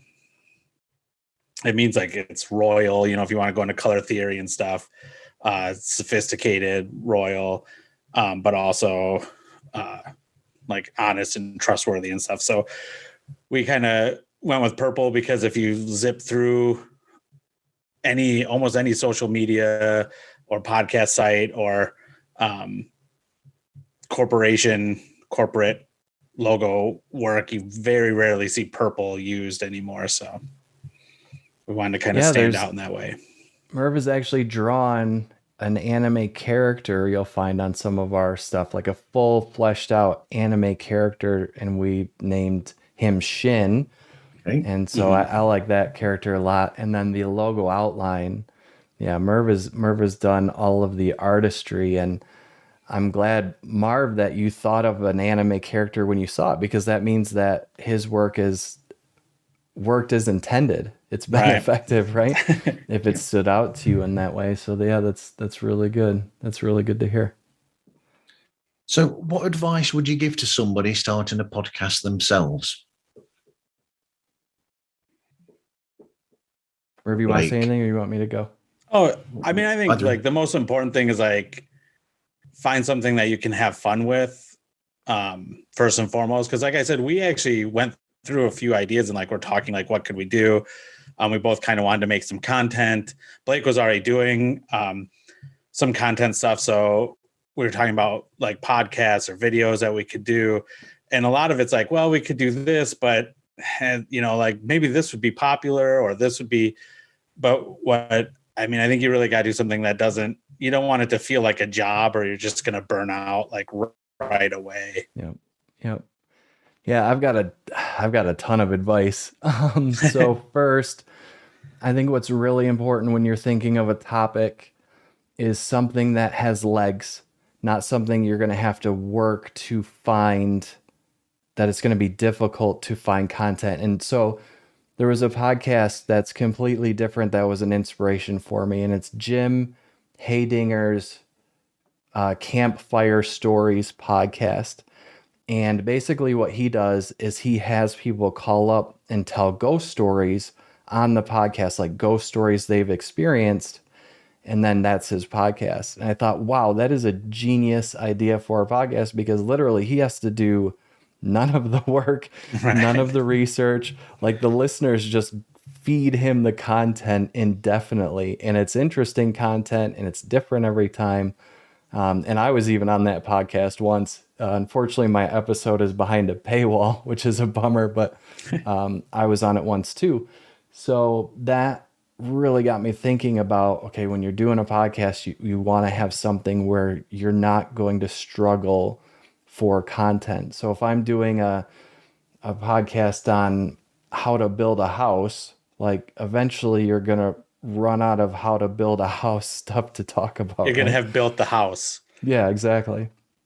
But like Marv, your podcast is perfect for this too, because it's a podcast on podcasts. So there's an unlimited well, not unlimited. I guess what's the number now? Like 2 billion podcasts or something. So yeah, so you've only got a billion and 900,990,000 some still right to do. And then what are you going to do? Yeah, exactly. I think that's just the English speaking ones. Exactly, right. Exactly. Well, yeah, and you've got to line into Japanese speaking ones as well with your brothers. So that, who knows how many that adds. But for us, it's a similar situation because there's always anime to talk about. There's always new anime coming out. There's always new stories to tell. So it's this inexhaustible well to pull from. So don't limit. If you're going to make a podcast, make sure you have that inexhaustible well. Second is, it just comes from business background, but Marv, you've talked about this a lot, is our brand. A lot of the things that have stood out to you about our podcast are things that we've intentionally put in there from a branding standpoint. So one, I'm excited that those things are working as intended, but the logo, the coloring, some sort of, because podcast is so, audio based, right? For the most part, is you've got to have some audio triggers that will brand your podcast. What are some things that listeners will hear every time so that when they hear that, they know it's you, they know what they're going to hear. And these triggers will teach them to come back to your podcast more and to enjoy your podcast more. So anything you can do from a branding wise to differentiate yourself in that way, or at least have some sort of identity. It doesn't have to be new and inventive and crazy. It can be, normal stuff, but it all has to be cohesive and consistent every episode, some sort of branding. And then the other thing I would say is, I'm really impressed with the, it's handwritten on a piece of paper, but I'm really impressed with the outline that you sent us of what we're going to talk about today. Like, it was obviously well thought out. It's very specific to our podcast and what we're going to talk about today. And I think that it was very well done. And similarly, we try to have some sort of strategy of what we're going to talk about, when we're going to talk about it. I think Merv would agree with me that when we listen to some podcasts that aren't as engaging to us, it's too much off the cuff, right? A little off the cuff is fun and interesting, and stream of consciousness conversations are fun and interesting, but just a solely stream of consciousness podcast gets a little old quick because people are jumping on top of each other and it's hard to stay engaged with because there's no structure to it. So at least have some mild structure to what you're going to talk about when each episode. So yeah, I should say you don't want it to feel like a job, but if you want to be successful, you still have to treat it like a job. yeah, that's a good point. Like you still have to set aside time for it, schedule it, do some work for it. Like you obviously did some homework here. I have that same outline right here in front of me. We're not surprised. All the space is filled. This has been a long, fun conversation that we never were questioning. Wait, where are we? What are we? What, long silences or anything like that, you know? Yeah. Yeah. Well, the whole idea of it is, like you said, you know, so you have a set, or I have a set for each one is designed individually to go with whoever the guest is. Yeah. So I will listen to episodes of their shows, or if it's not a show and it's somebody who makes videos, because I've had them as well on the show, then I've spent time actually checking out their work and what they do and what they've put out. So I can base my final bullet points or my ideas around that. So you have an idea of the points that you've got to hit, but whatever happens tangentially from that is great, so long as you know to be able to reel it back in and get those points in there that need to be hit. Yeah, and it's called what you're talking about, part of what you're talking about in media is called bridging, and you've done that a few times for us. So we've gone down into a little bit of a tangent, and then that tangent will end and you will bridge us back to what you want to talk about in the show. And yeah, that was done very well. You can tell that you've bridged people quite a bit back on track. So yeah, that's great. I'm better at it now than I was when I first started. That's good. That's good. It was a bit too clunky when I first started. It can be tough. It can be tough to know when to, and you know this at this point, but it can be tough to know when to interject, when to bridge back, when to let that tangent breathe a little bit longer. But also it can be tough to redirect people until you're confident about that, because you're like, do I really want to like tell them what to do? But you learn to do it in a way where you're bridging people the right way and they appreciate you guiding the conversation, so to speak. Yeah. But also allowing the guest to go off on those tangents is a way to introduce new listeners to them as people, so they know who they are as people, and that's sort of a micro version of showing them what their show is about. Yeah, it's a really good point, because otherwise it could end up just being your show and us talking on your show versus them getting to experience what our show is like. Yeah, that's a good point. It's a really good point. So what podcast do you like to listen to yourselves? Well, Blake mentioned Simping for Senpai. We have a couple kind of like in our anime circle. Baka Talk is another one. Shonen Flop is another one that I'm always like, who am I missing? Who should I be talking about? And there's also, we've done some stuff with Walk the Cinema is a movie podcast that I think is really entertaining, for especially if you like obscure movies that they're not talking about Doctor Strange. No. They're talking about some movie you've maybe heard of tertiarily, and so it's more interesting in that regard. Like you can find something kind of like kind of off the wall there. And then I listen to a lot of paranormal stuff. I like conspiratorial stuff.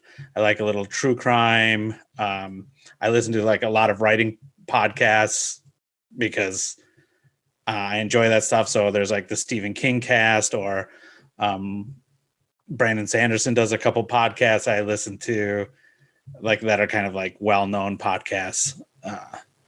So that's kind of my list there. And of course, Pods Like Us. Mm-hmm. That little best show. One on the list. If you've ever heard of it. Yeah. Have you heard of Let's Make a Sci-Fi? No. No. Tell us about it.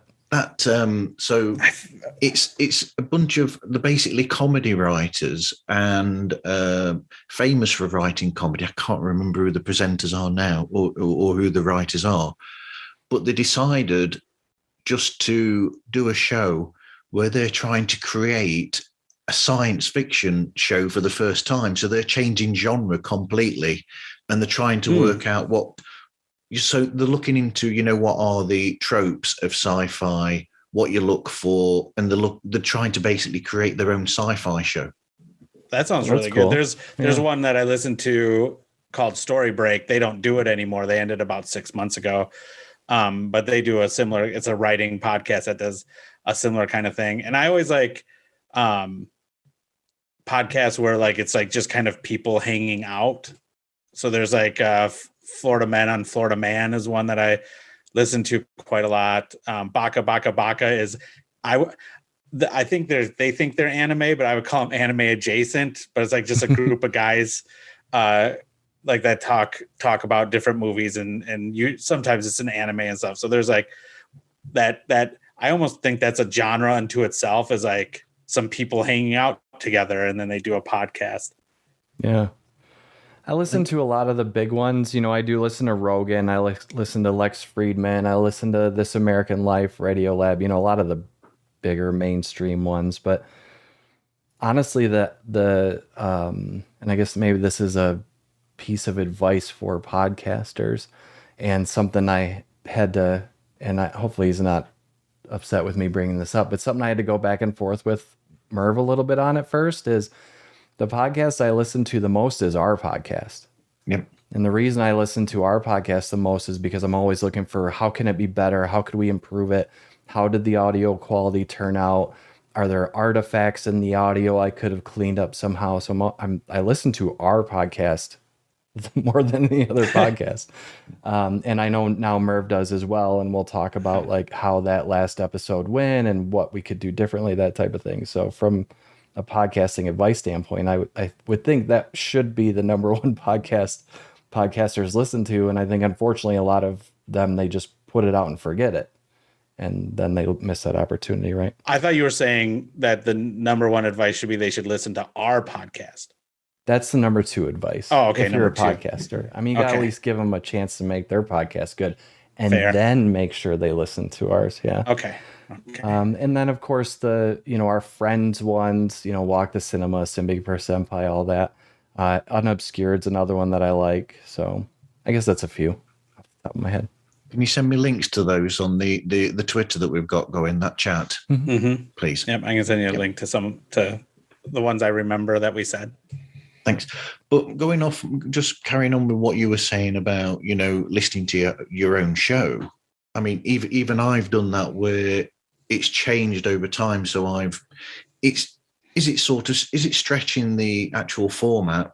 But not really. It's looking at it and seeing how you can take that format and take it somewhere else, slightly different.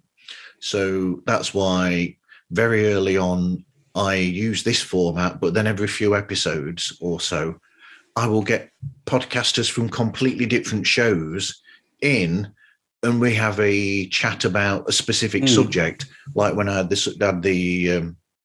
had four guests from different shows on the other week on a bonus, and we talked about I was saying about the anniversary of the first Sam Raimi Spider-Man film, and they were from all four different shows. Yeah.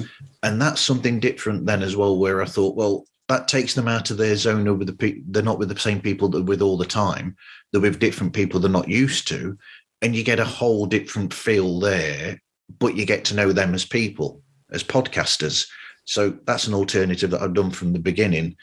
And then a couple of episodes I've had actual listeners on who don't make podcasts, and they've told me then it's looking at it from the other angle then of what are they listening for?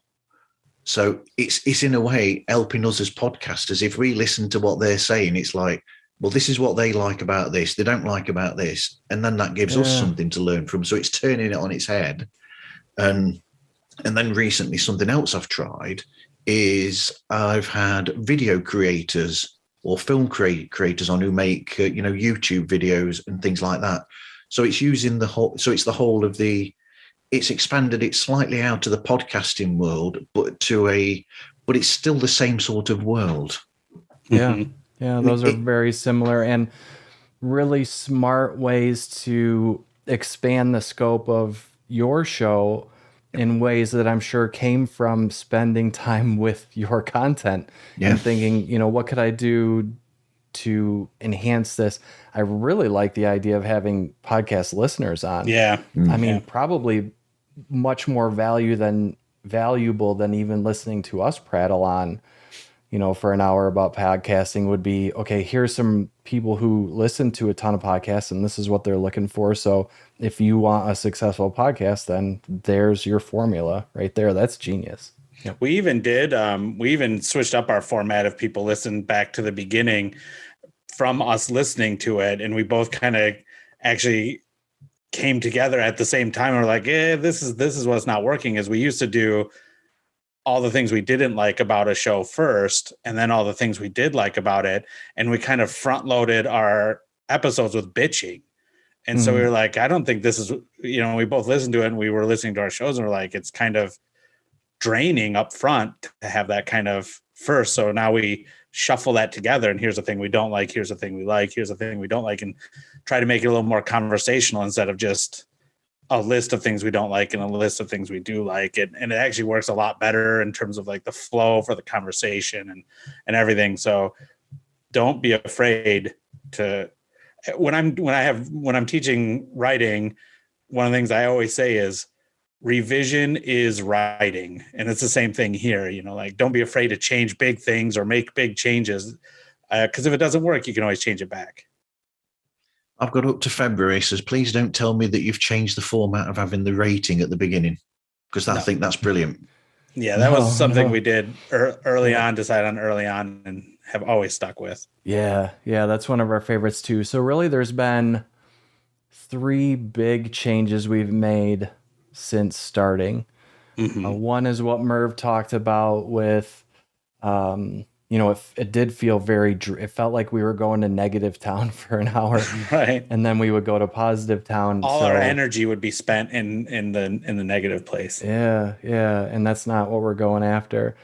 The other thing was we used to both do an about section at the beginning. So I forgot about that. Yeah. I would talk about what it's about, and then from my perspective, and then Merv would talk about what it was about from his perspective. Then we go into the writer, and the about section was way long and it was very repetitive. So now I do the about, that's my thing. Merv does the writer's perspective, that's his thing. And then we work together on the likes and diss track or dislikes. So, again, if we weren't listening to our shows, we would never have picked up on those things. And then the third one we already mentioned, which was the name, because we were bumping into so many Anime Shins. In fact, our YouTube channel got shut down for a while, and I believe it was because they got Anime Shins confused or something. I don't know, but we had to fight to get the YouTube channel back.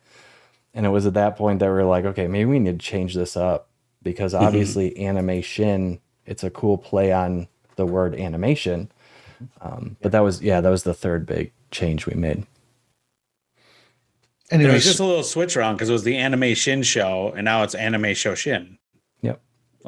Just very clever. So where can people find you and get hold of you? Super easy. It's so easy. www.animeshoshin.com. So ANIMESHOSHIN.com. All of our links are there. Basically, we just set it up so that there's another trick, I guess, or tip for podcasters. We've got our domain, animeshoshin.com, and then we just link it to the link tree. So instead of having to be like, go to the link tree and it's linktr.ee, blah, blah, blah, blah, blah, right?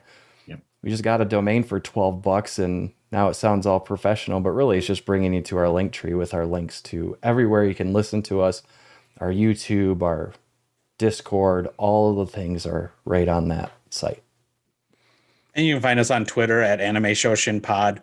And if you go to our website, there's a link there that'll allow people to join our Discord, which has grown the last week got a little influx of new blood. But we were on there, so you can like talk to us directly. We're pretty much normal guys. So yeah.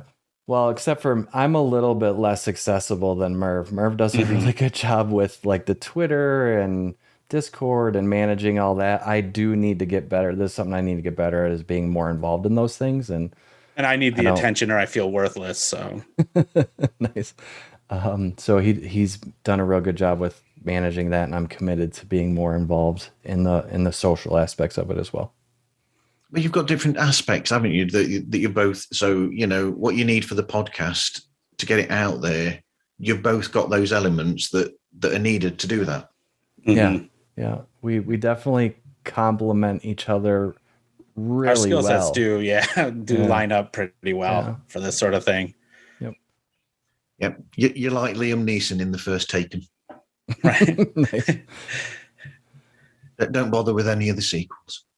No, absolutely not. Never have. No. Anyway, you can find Pods Like Us just by looking on Twitter, Facebook, and TikTok. Just look for Pods Like Us. Make it easy as possible. Just like email is podslikeus@gmail.com. Anyway, thanks for speaking with me, guys. Man, thanks for having us. Yeah, thank you so much. Marv, I love your show. This was a super fun and engaging conversation.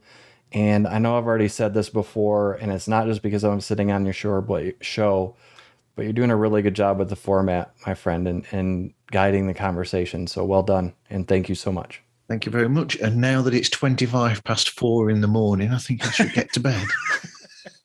That's fair. Nah. All right. At that point, you might as well stay up. Right. Well, yes. Go and get a cuppa.